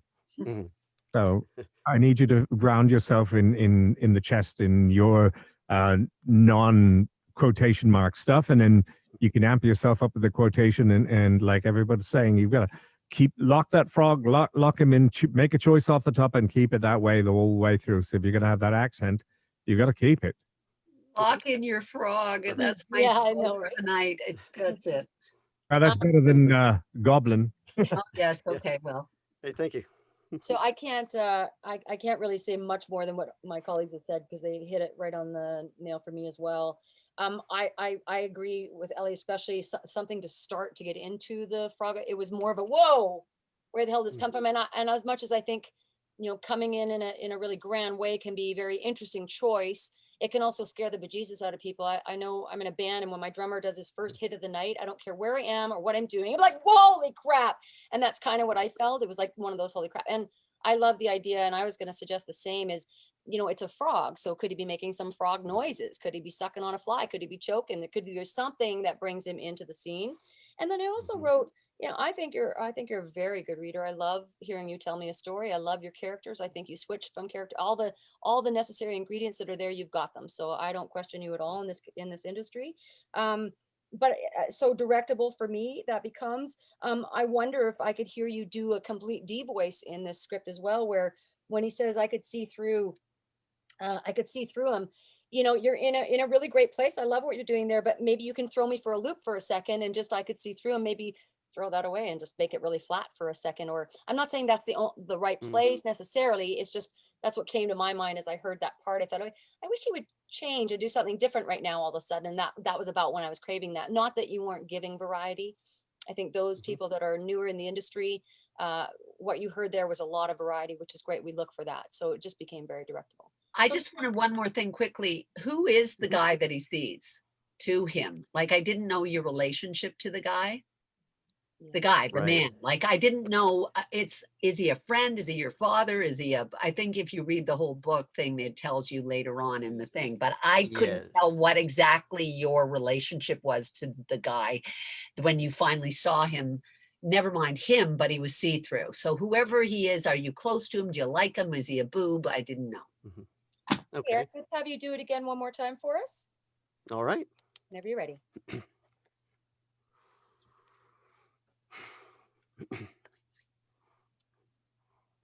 Oh, why are you here, Charlie? The voice sounded like it came from a giant bullfrog. I pushed myself up. Who said that? Who's talking? Oh, are you, Spongy? Did a ghoulie take you too? Oh, damn. If Rooster got your body, we're out of it. We're done. Oh, nothing left but lost treasures and shredded souls. The voice echoed around me. I spun again, and there, through rolling smoke, a large figure walked. I totally froze. Whatever was coming toward me was huge. Big gut, big beard, big hair. Holy shit! Cortez! Except I could see through him. I could see the fires burning behind him. It was like he was made out of thin paper. I crouched to take off, but Cortez shouted, "Don't run, buddy! You're still solid. There's hope. I can get you out of here, and you can still get this thing done." I'm solid? What are you? I'm just energy. Yankee Jim's got my body. Who is Yankee Jim? I shouted. That dead bastard responsible for all our hell. Nice job, Eric. Thank you so much. Awesome job. Okay, Awesome. we're gonna bring Christina in next, and then we'll try Sarah again after that. Yeah. Christine Hughes.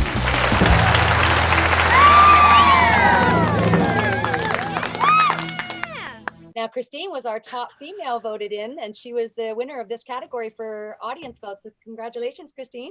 Thank you so much. So yeah, my name's Christine and I am based in Los Angeles and I am new to voiceover and I'm so honored to be in the semifinals. Woo!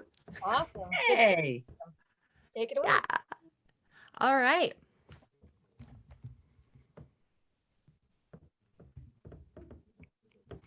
It is my first time in Savo for over a year, and guess who's here to meet me? What a treat! It's Emily. This is the biggest of the orphans, an orphan that's gone back to the wild and just the loveliest creature. She's a giant, and yet she's only 12 years old, gentle, powerful, wise. So why is she back? Maybe because she's feeling hungry, wants to see if there's a few tidbits. Because any minute now, the other orphans are going to be here. And you know what? I bet you anything you like, she knows that. That rumble was probably a communication between her and the other elephants. And here they come. I wonder how they react when they see who's here. Out goes the trunk. A little bit of a greeting. It's almost as if they've come to pay their respects. Just look at them. Oh, I love it. And it's almost like hero worship at times, the way these younger elephants just prance. They're so chuffed to see Emily. Those throaty sort of growls, those rumbles. Emily came to the orphanage when she was just 4 weeks old, and now she's living as a wild elephant. Nice job, Christine. Thank you so much. I'll start. Thank ya.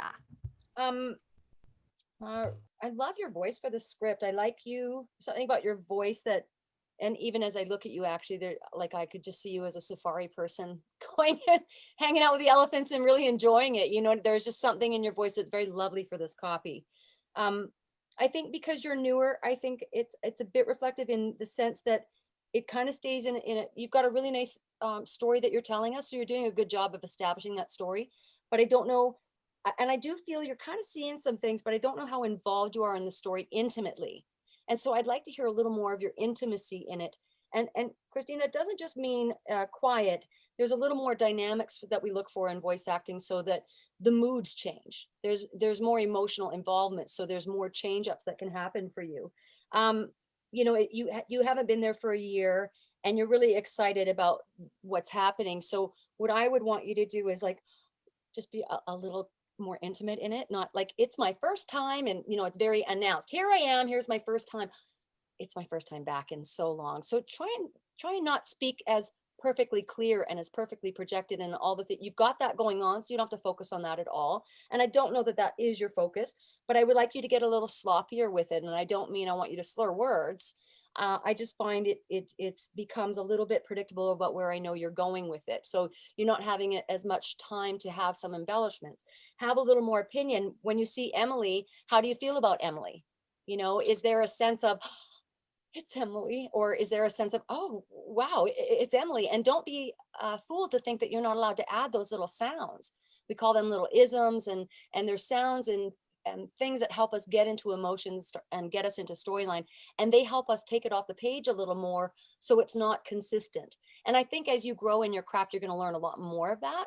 So I'm hoping after you get a mirage of directions from some great directors here, I'm hoping that you can take on another step at it and just find ways to stay in that moment of what's going on. Don't be ahead of yourself at all, and get a little quieter in some moments to mean something. Don't be afraid to laugh a little bit more in another moment. Doesn't have to be just where the ha-ha is. Don't be afraid to gasp and add those little effects that I think will help the storyline. Ellie. Thank you, Deb. Okay, great job, Christine. That was really, really awesome.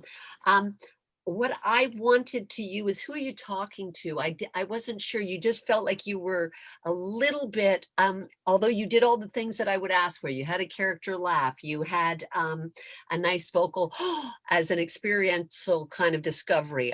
All of those things I love, but I felt you saw the words ahead of you and you just kept driving through it. I want you to sit in your moments and I want you to know, Who are you? Where are you? Who, what, why, where, when? So are you there right now? What does it feel like to you? Who are you to Africa and these elephants? Did you bring them up? Love is never taught to us. How to express it is never taught to us. If you love this elephant, it takes your breath away. The joy with which you come to it, we can't just state, well, you can, but you want to make me feel what you feel. And if you kind of are just reporting on something or stating facts about where you are, I don't feel much. And for actors, and particularly voice actors, because we generally can't see you, to know that you care, it costs me something to give it to my audience. So it needs to cost you a little more, and you can't do it quickly, because it's like you go, here we are. Oh, this is great. There's a response to somebody says, where are you now? When was the last time you were there? Who's she? Oh, that's Emily. You're helping me as an audience know. So if you can find the response-driven dialogue with an audience rather than a statement of just lines on a page, it will help you. So listen a bit to what the audience, where were you there? What was she? When did that happen? What's she doing with her trunk? It's a greeting. You too are experiencing it with me. So I loved what you did, but I also felt that you were a little bit pushed. You felt the need to continue with the lines that were ahead of you. And I wanted you to kind of sit in the emotional truth of your delight and then respond that delight to me rather than state facts about what was happening. But there were some beautiful things in there. I just want you to respond and really know who you're talking to, what you're talking about, why you're talking about it, rather just saying it because words are on the page. And just remember, the words don't do it. You do. So saying the words are not important. What you express with those digits on a page are the way that we feel something. Okay. Awesome. Eric. Thank you. Ditto. Damn you, Ellie Ray. You said all my things, man. Just of course, probably more eloquently and lovely. You're adorable. You're very likable. You have a likable quality, and it comes across in your read. But I don't know how much training you've done. But when you first go to acting school, you want to be a thespian, and you go to like some coach. Right in the beginning, you very, very often hear the same things, and there's a reason that they say the same things, because that's kind of where you start. And there's these truisms and these these things about acting in general, and especially about voiceover. And two of those things that I think are the most important here are who was your audience? And that was the first thing Ellie said. And that was the first thing I thought. I'm not sure who your audience is. I'm not sure if they're children, if we're going, just there's something about the copy that's kind of innocent. So I don't know if they're kids, or you're a bystander, or this is like a Animal Planet type of thing, or who is your demographic there? And if you had decided on who that is, that would have come across. And I'm not sure if you decided that. That's something you definitely, want to decide. And then the other thing that you're going to hear all the time, but I think it's bears saying here, not to, again, to sound like a hack coach, but is connecting with your copy, is taking those words and really internalizing them and feeling them. And oftentimes the words suck, and it's very, very difficult. In my line of work, we do a lot of commercials. So you see a lot of commercial copy, and they want you to be very real, and you're talking to a friend and all this other kind of stuff. And the copy is not real. It doesn't sound anything like a real person would say. So it's very, you can't rely on the words to make, to have a connection. It is what you do with them. So it's a matter of deciding, what you're going to hit that seems natural, or what you're going to act out with, real powerful emotion, because it is powerful, or what you're going to be sad or happy with, or whatever.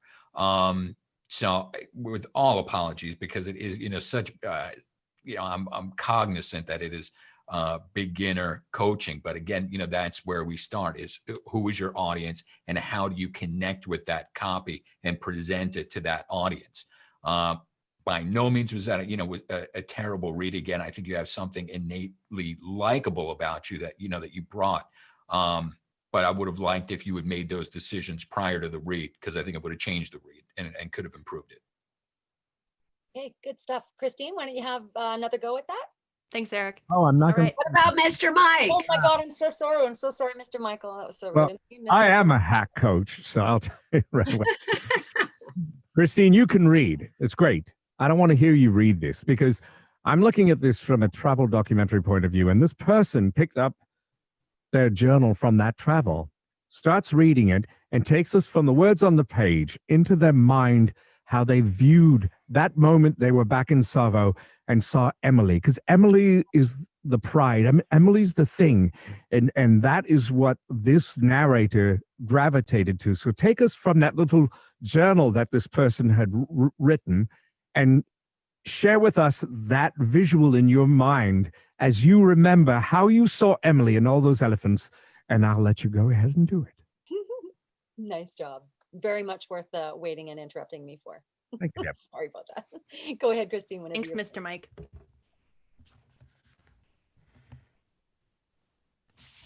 It's my first time in Savo for over a year, and guess who's here to meet me? What a treat. It's Emily. This is the biggest of the orphans, an orphan that's gone back to the wild and just the loveliest creature.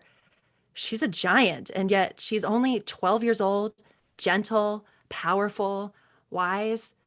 So why is she back? Maybe because she's feeling hungry and wants to see if there's a few tidbits. Because any minute now, the other orphans are going to be here, and you know what? I bet you anything you like, she knows that. That rumble was probably a communication between her and the other elephants. And here they come. I wonder how they react when they see who's here. Out goes the trunk. It's a little bit of a greeting. It's almost as if they've come to pay their respects. Just look at them. Oh, I love it. And it's almost like hero worship at times, the way these younger elephants just prance. They're so chuffed to see Emily. Those throaty sort of growls, those rumbles. Emily came to the orphanage when she was just 4 weeks old, and now she's living as a wild elephant. Nice redirect, Christine. Good job. Yeah. Perfect direction. All right, She gets- Sarah, are you ready for us this time? Hello. Yay! Hey. Yay. Hello. She's so tired. What time is it in the morning for you? It is 2:45 in the morning. Good Lord. Trooper. Okay, so everybody judges, just so you know, we're getting tight for time, so we want to get them through one more speed round. So we've got 2 more contestants left, and then we'll do a speed round. Awesome. Okay, Sarah, you're up. Say hi and try and wake Hello. up. Okay.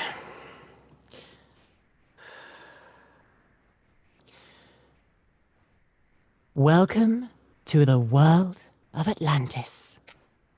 The original world.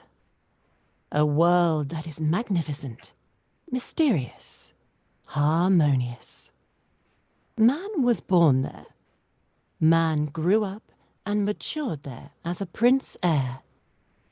He trained his senses in this world with no gravity. This world free of all chaos. The love, the tenderness, the rhythm, the grace, the spirit. Many gifts offered forever by that sea, beautiful and generous. Forget, one by one, the memories of our numerous generations. Forget everything you know. Dive. Dive a few million years earlier, when life, this wonderful idea, was about to become a reality. Oh, Sarah, thank you. Why don't we start with you, Mr. Michael? I thought it was Mr. Eric's turn, but that's fine. I'll do it. Sure. I liked it, but you know, Sarah, you've this kind of I don't think there's a lot of stuff to lean on. There's a few words you can find, but I really think you need to really pick up the pace on this one and invite us in. You know, it's like you've already been there. You know it. As the narrator, you've already seen all this because you've watched all the shots. So now you're like inviting the viewer in, and you want it to move, and you don't want to lose them, and you want to find those little bits, like the words like tenderness and stuff. You can lean on those a little, and then just take us through this whole story, and then at the end, now you can drive home the idea of what Atlantis really is. It's an ancient world. So please, when it's your redo. Sarah, for me, I wrote up change up the pacing too. Not just overall speed it up though, but give me more variety in it. It's all in that slower pocket, so it makes it drag a bit. Now I can see this more like my thoughts, or you're seeing it more like what you see in the ocean when you're seeing the ocean sceneries go by, and then you've got that moment of narration and all these beautiful visuals. And you may be correct that there might be big pauses in between. Why it's worded separately on each line, and usually there's a purpose for that. So I may consider that same thing. But if you do that, remember that not everything should have that same pace. Run a couple of them together every once in a while to give us some anticipation, a little more. I love your tone. I love what you're bringing to it. I love you as a narrator. I think it's a great, especially documentary narrator. I think it's a really good home for you. It feels, I feel like you could still pull that off and not be as affected in it. So maybe maybe on the welcome to the world of Atlantis, stay where you're at. I like it, but then it doesn't have to stay, that whole place doesn't have to stay like that, right? It can be, welcome to the world of Atlantis.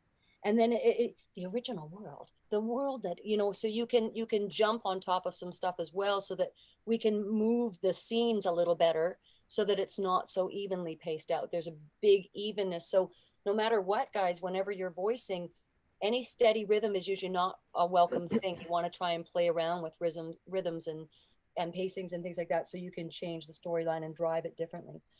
Ellie Ryan, I'm sure you'll have lots more to say as well. Go ahead. I thought it was great. Sarah, I love your voice. You've got a beautiful voice. You're a Brit, so you've already got that in spades. It will already seduce us. You don't have to work so hard at seducing us. The British sound will seduce me. You've got me. You don't have to do it. You don't. I put it on tonight, mate. I know, darling. Thank you so much. I love it. I always say, what genre of music is this? And this feels to me that it's opera. It's not jazz, it's not country and western, it's not hip hop, it's not, and I'm not talking about that kind of speed. I'm talking about the once upon a time when you greet your world, your audience, welcome to the world of, welcome to the place that is what? This mystery, this awe, this intrigue, this mythical place, this powerful place, this dynamic, sensual, sexual. You're talking about the man of Atlantis. There's something powerful in here, and you've got this feather-like approach. You brought a feather in. I want to feel crystal. I want to feel metal. I want to feel glass. I don't want to just feel feather. So I wanted a dangerous part, like when you get to describing the mysterious, you go, it's a mysterious. There could be something darker there, because you stayed very light, very sort of new agey, but there's something dark and dangerous in there too. That could be sensual, and yet not just with a feather. It's with a something a bit harder or darker. And lead me with that. I think that will help you a little bit with your dynamics, so that you don't just sit light and kind of airy in the world of Atlantis, which is a mythical place, because you've got that ethereal quality to you. And I think you want to kind of save that for, get specific with it, because it's so charming when you use it. If you do the whole thing with that exact delivery, which, trust me, I love it. It's very seductive for me, but a lot of people will just find it too protracted and then re-delivered in the same kind of way. Escalate towards your things. Dark, exciting, lovely. Like, they're not all the same. So play around with that, and don't feel the need to over mythicalize the power of a voice that already has it in it, without doing that slow presentation. Invite me in. Welcome to the land of what? You can pull it together a bit, but okay. You're just awesome. I love you. Eric, go ahead. Thank you. It was good. They would say I liked it at times, and then I didn't like it at times. It struck me oddly. I don't think I've ever said this before. I don't know why it struck me like that, but it struck me like a theme park ride. type of VO. Like you were like in the land of the ocean thing or something, on like Disney or something, which I'm not sure if that's good or bad or not, but that's how it struck me. And then there were times where I said, man, it's slow and the pacing, seems a little much. But then when you try to imagine, the bubbles coming up, all the sound effects and the atmospheric soundtrack that's on there, I said, damn, she's right. It would work. It would work. Flat, with no production, that doesn't come across. But I think as a finished piece, it would have worked. So I can't fault you for for the choices that you made. But yeah, it was a little airy, a little maybe too dreamy at times. Again, it could have worked. It's not that these were all, poor choices, but as a redirect, just try something else. That doesn't negate your first read, but just try doing something different. Pick it up and bring us to a paint a slightly different picture. I just wanted to also say before you do your redirect, think Galadriel. There's an ethereal being, an elfin queen. And the opening of Lord of the Rings where she talks about the world? Do you know what I mean? She doesn't sit in it. She actually moves through it, and yet she's ethereal and stunning and fabulous. It's that, if that helps you, it'll help you pull it together a little bit, because I love the quality of your voice for this. It is very Galadriel. Great. Let's do it again, Sarah. Okay.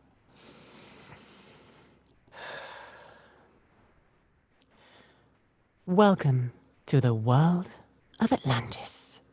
The original world. A world that is magnificent, mysterious, harmonious. Man was born there. Man grew up and matured there as a prince heir. He trained his senses in this world with no gravity. This world free of all chaos. The love, the tenderness, the rhythm, the grace, the spirit. Many gifts offered forever by that sea. Beautiful and generous. Forget one by one the memories of our numerous generations. Forget everything you know. Dive. Dive a few million years earlier, when life, this wonderful idea, was about to become a reality. Bravo. Good stuff. Great job, Sarah. Good job taking Thank you. All right. And now, everybody stay tuned at home. We have one more to go, and then we got a really fast speed round, which is going to be fast. The rest of you, you're going to be getting a file here right away. We want you to have that. We're all going to be following the same script. It's going to be a lot of fun. But right now, Mr. Earl Fisher. Oh, hang on. No, let me try that again. Not right now. Not right now. Not right now, right now. Right now. You said you do. Kind of right now. Earl Fisher.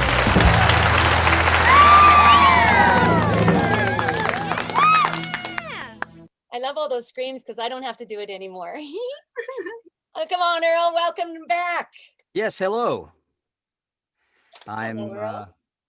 been waiting a long time. I took a nap. He's been in that room the whole time, poor guy. No, I'm just messing up. But You can anyway. watch on Facebook. All right.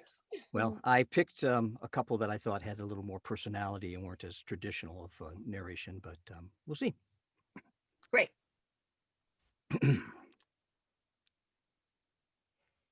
If you're from the 21st century, you pretty much live online. And while that's perfectly normal, it's not the safest. There are some malicious forces at play who are just looking for a chance to steal and misuse your social security number and credit card details. And although we know how careful you can be with this crucial data, it's always better to take precautions, right? All organizations everywhere are facing an inevitable technology transformation. And so are we. When data loss prevention is used alongside other key technologies, our data stays in the right hands. So how does it work? Well, when you're on the internet, it's your electronic identity that facilitates your access to data, which means we make sure you are, in fact, you. and have the access you need. DLP is always active whenever any item is stored, moved, or used. So every time you upload or share SSN or credit card details with anyone, you might see this email that asks you to either review or remove the data for your security. DLP will also help with data privacy, ensuring files containing SSNs or credit card information are only stored in highly secure locations, accessible to only those who are entitled. It's the system that will inspect the vast data repositories for specific data elements to help USF keep all that important data from unauthorized offenders.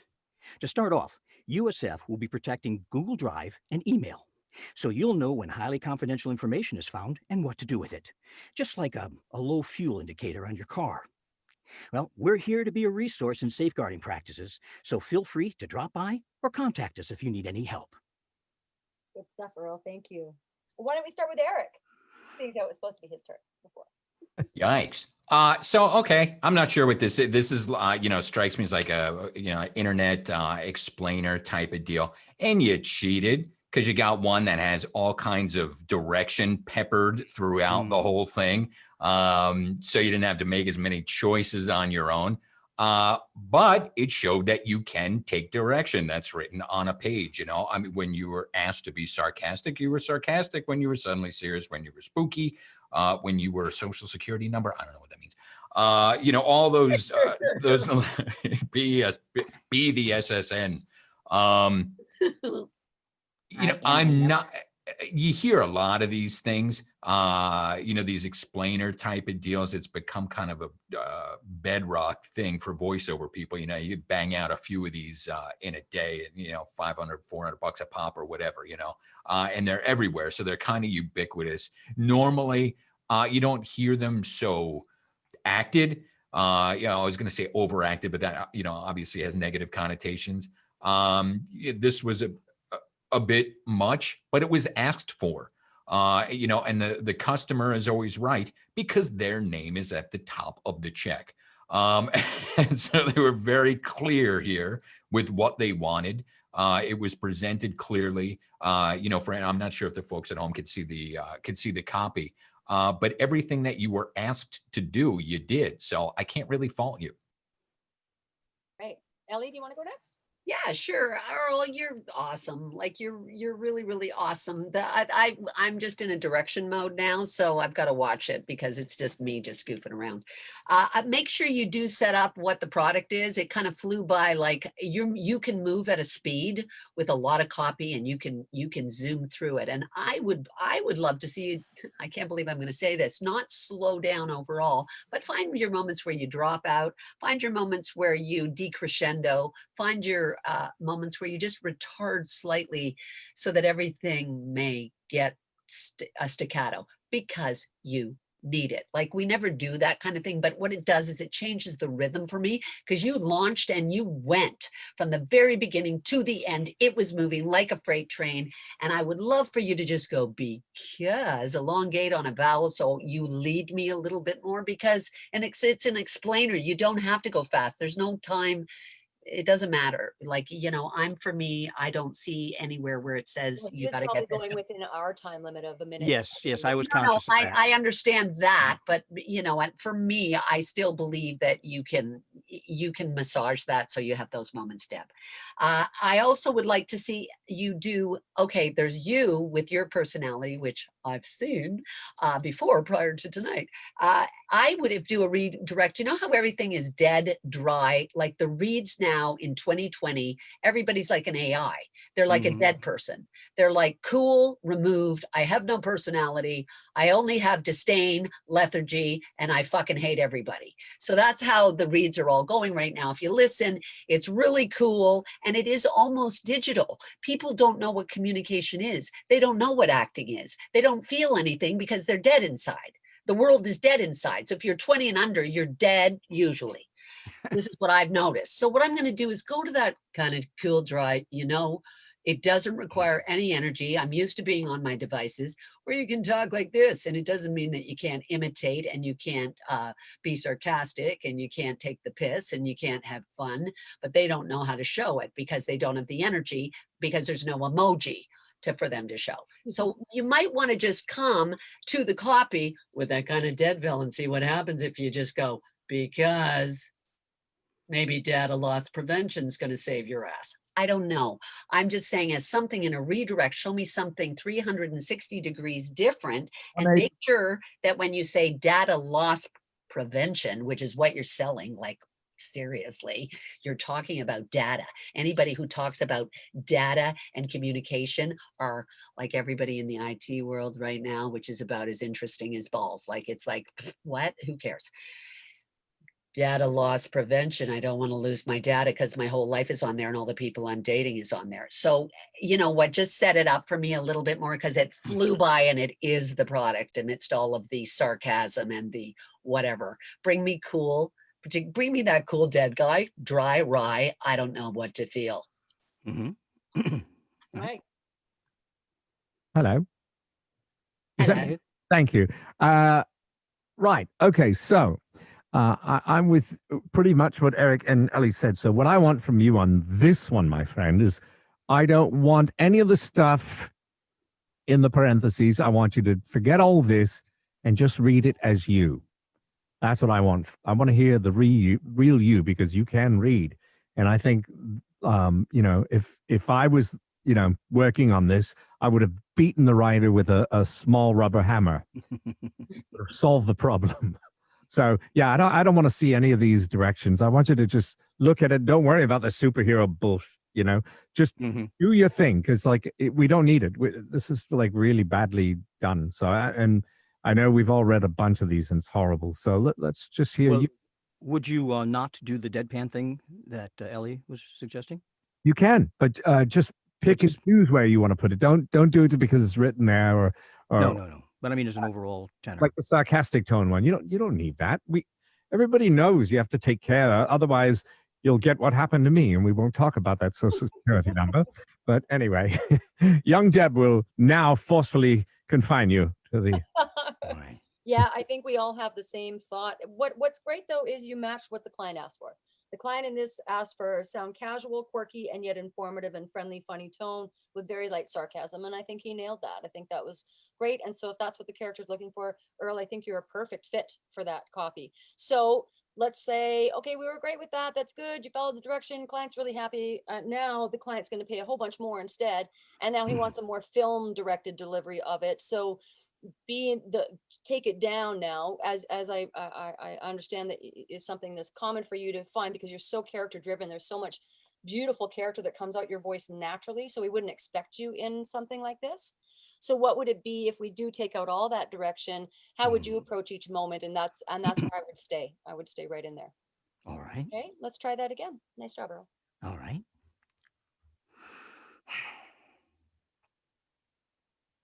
If you're from the 21st century, you pretty much live online. And while that's perfectly normal, it's not the safest.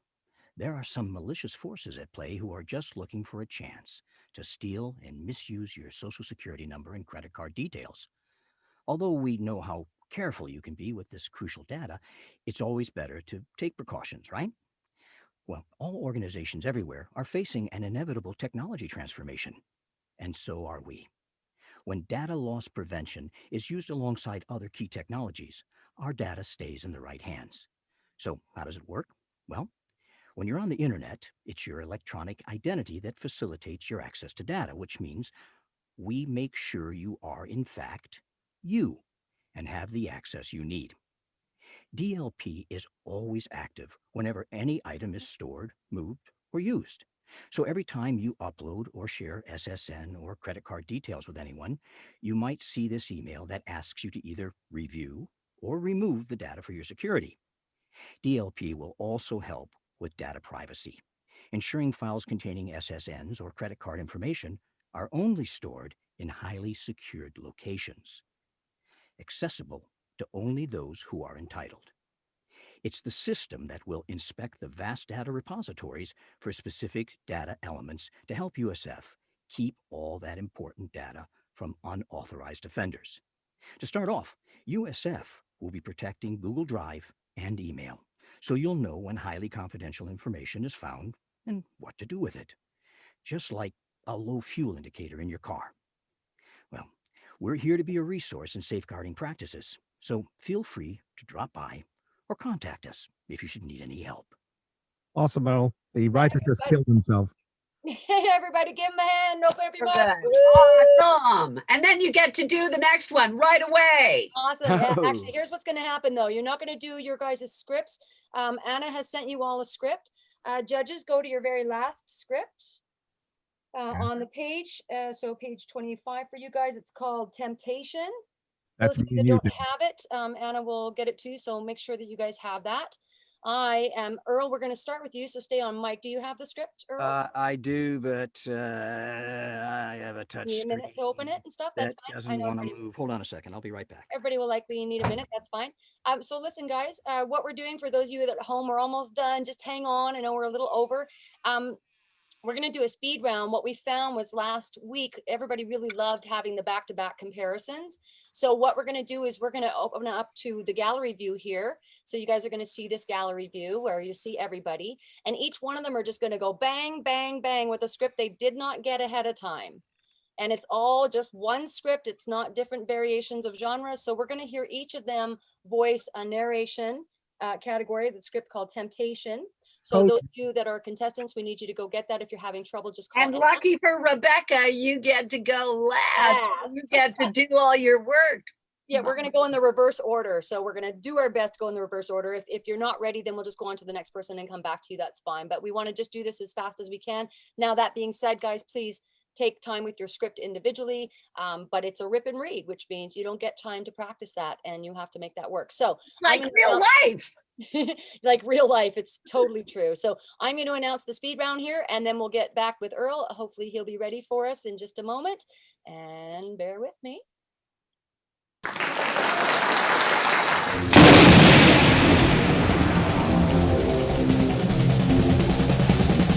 Speed round.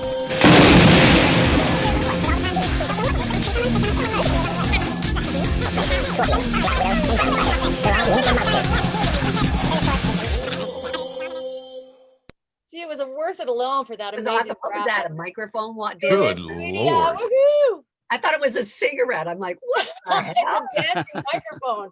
It's a microphone in a hurry. Yeah, wearing running shoes. I love it. Get it? Hey, Earl, do you have your script? Does everybody have their script? We're good. You guys look all ready. That's awesome. I have it, and Okay, Earl. let's hear it for cold readings, huh? Let's hear it for cold Good luck reading. with your grandma. All right. And so as soon as Earl's done, we're going to go in the reverse order. So it'll go Earl, Christine. I'll call out your names, okay? So I got to talk that fast? Yeah, exactly. Yeah.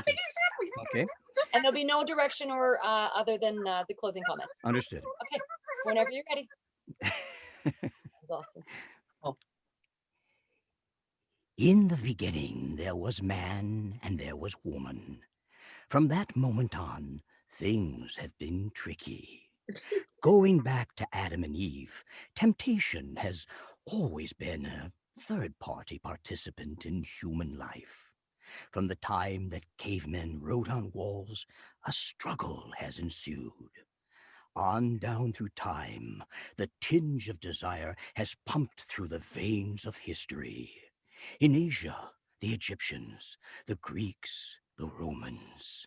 In 1748, temptation and sexuality hit a whole new level in England with the publication of Memoirs of a Woman of Pleasure, a book better known as Fanny Hill.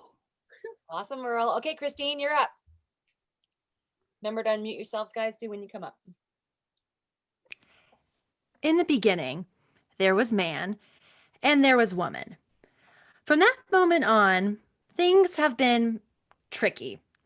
Going back to Adam and Eve, temptation has always been a third-party participant in human life. From the time that cavemen wrote on walls, a struggle has ensued. On down through time, the tinge of desire has pumped through the veins of history. In Asia, the Egyptians, the Greeks, the Romans. In 1748, temptation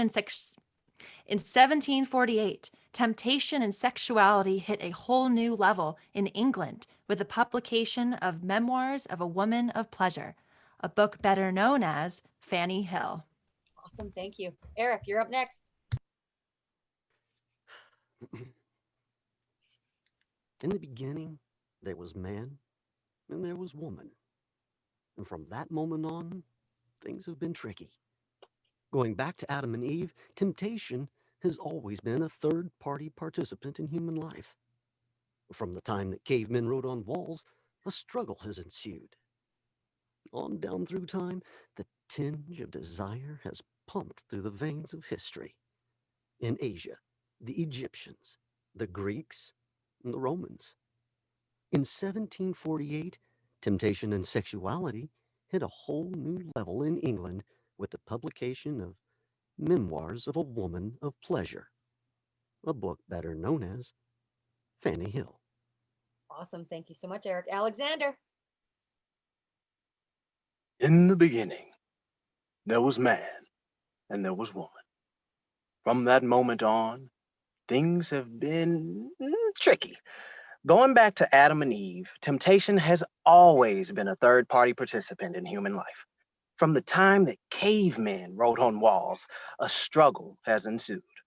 On down through time, the tinge of desire has pumped through the veins of history. In Asia, the Egyptians, the Greeks, the Romans. In 1748, temptation and sexuality hit a whole new level in England with the publication of Memoirs of a Woman of Pleasure, a book better known as Fanny Hill. Nice job. Thank you. Sarah. It's only 3:30 a.m. It's okay. It's fine. Done. Super. In the beginning, there was man and there was woman. From that moment on, things have been tricky. Going back to Adam and Eve, temptation has always been a third-party participant in human life. From the time that cavemen wrote on walls, a struggle has ensued. On down through time, the tinge of desire has pumped through the veins of history. In Asia, the Egyptians, the Greeks, the Romans. In 1748, temptation and sexuality hit a whole new level in England with the publication of Memoirs of a Woman of Pleasure, a book better known as Fanny Hill. Nice job, Sarah. Kurt, you're up next.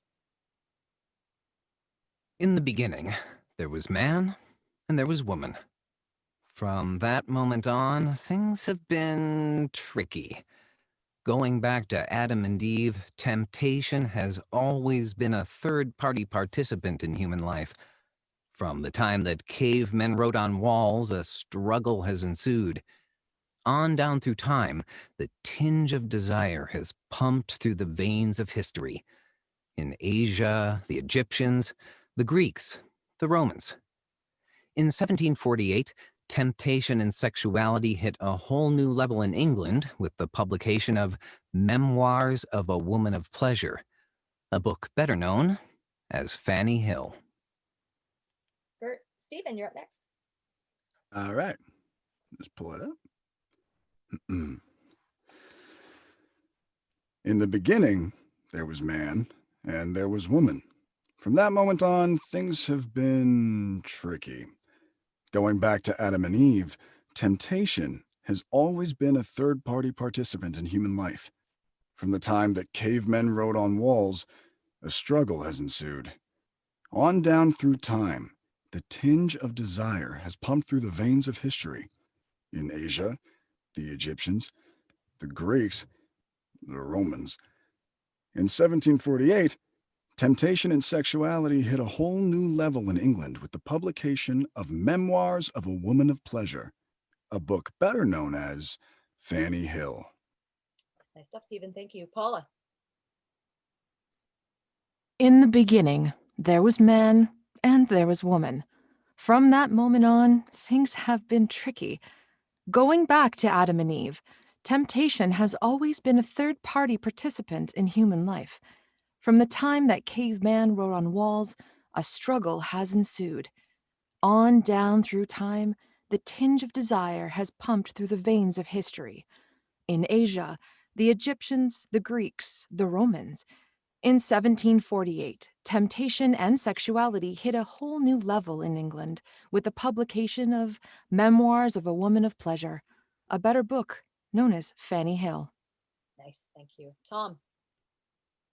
All right, so in the beginning, there was man and there was woman. From that moment on, things have been, things have been tricky. Going back to Adam and Eve, temptation has always been a third-party participant in human life.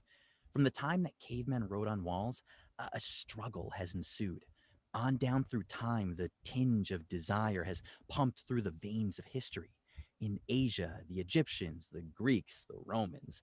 In 1748, temptation and sexuality hit a whole new level in England with the publication of Memoirs of a Woman of Pleasure, a book better known as Fanny Hill. Nice, Tom. Thank you. And Rebecca. Oh, you're muted, hun. Just unmute yourself there. Still muted. The love of Zoom. But thank you, Zoom. You've really allowed us a home, and we're very grateful. Yes. This portion brought to you by Zoom. Actually, I've been online since ICQ, so since literally online chatting ever started. ICQ, yeah. And so I was on phone with Zoom over this show, and I said, listen, I got to tell you, I switched to Skype eventually and was teaching Skype. Now Zoom is just the way to go, so it's done well. Rebecca, you ready for us? Yeah, sorry, I had to restart the No computer. problem. We like to hear All that right. voice of yours whenever you're ready. In the beginning, there was man and there was woman. From that moment on, things have been tricky. Going back to Adam and Eve, temptation has always been a third-party participant in human life. From the time that cavemen wrote on walls, a struggle has ensued. On down through time, the tinge of desire has pumped through the veins of history.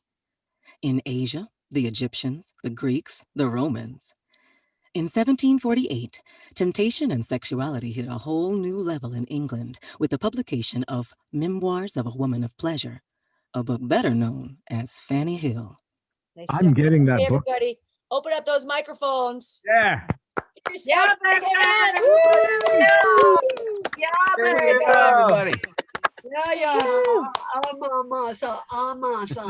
That was awesome, guys. You guys are so awesome. You just inspire me. Like, wow, really great work, gang.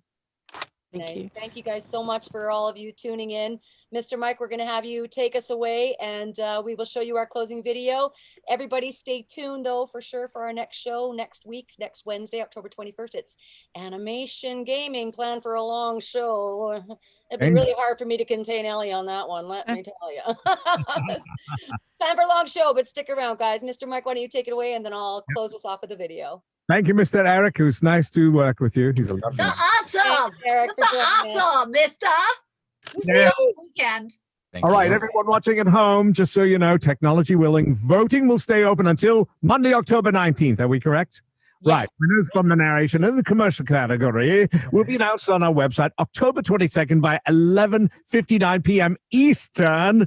So vote for your favorite contestants and help us choose the top 3 finalists who will make it to the finals, the finale, October 28th, where we will crown our 3 champions. Make sure to tune in next week for our zany, wild, and incredibly skilled animation video game category with special guests Ellen Doolman and Dave Fenoy. We thank our incredible contestants, lovely people, and our generous donators and sponsors. I'm one of them. I love myself. That is all for tonight. We'll see you next week. Same time, same bat channel. Like, share, follow. Now, go get mic'd yourself. Take care, everybody. Thank you. Bye-bye. See you later. Bye, everybody. May the best voice win. Join us. We'll see you at the mic.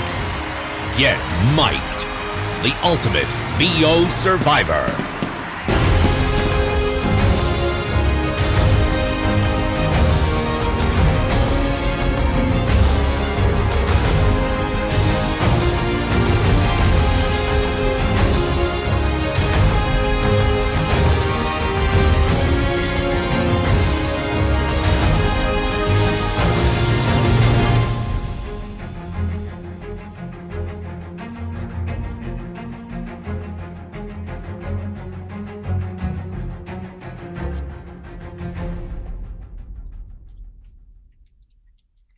everybody.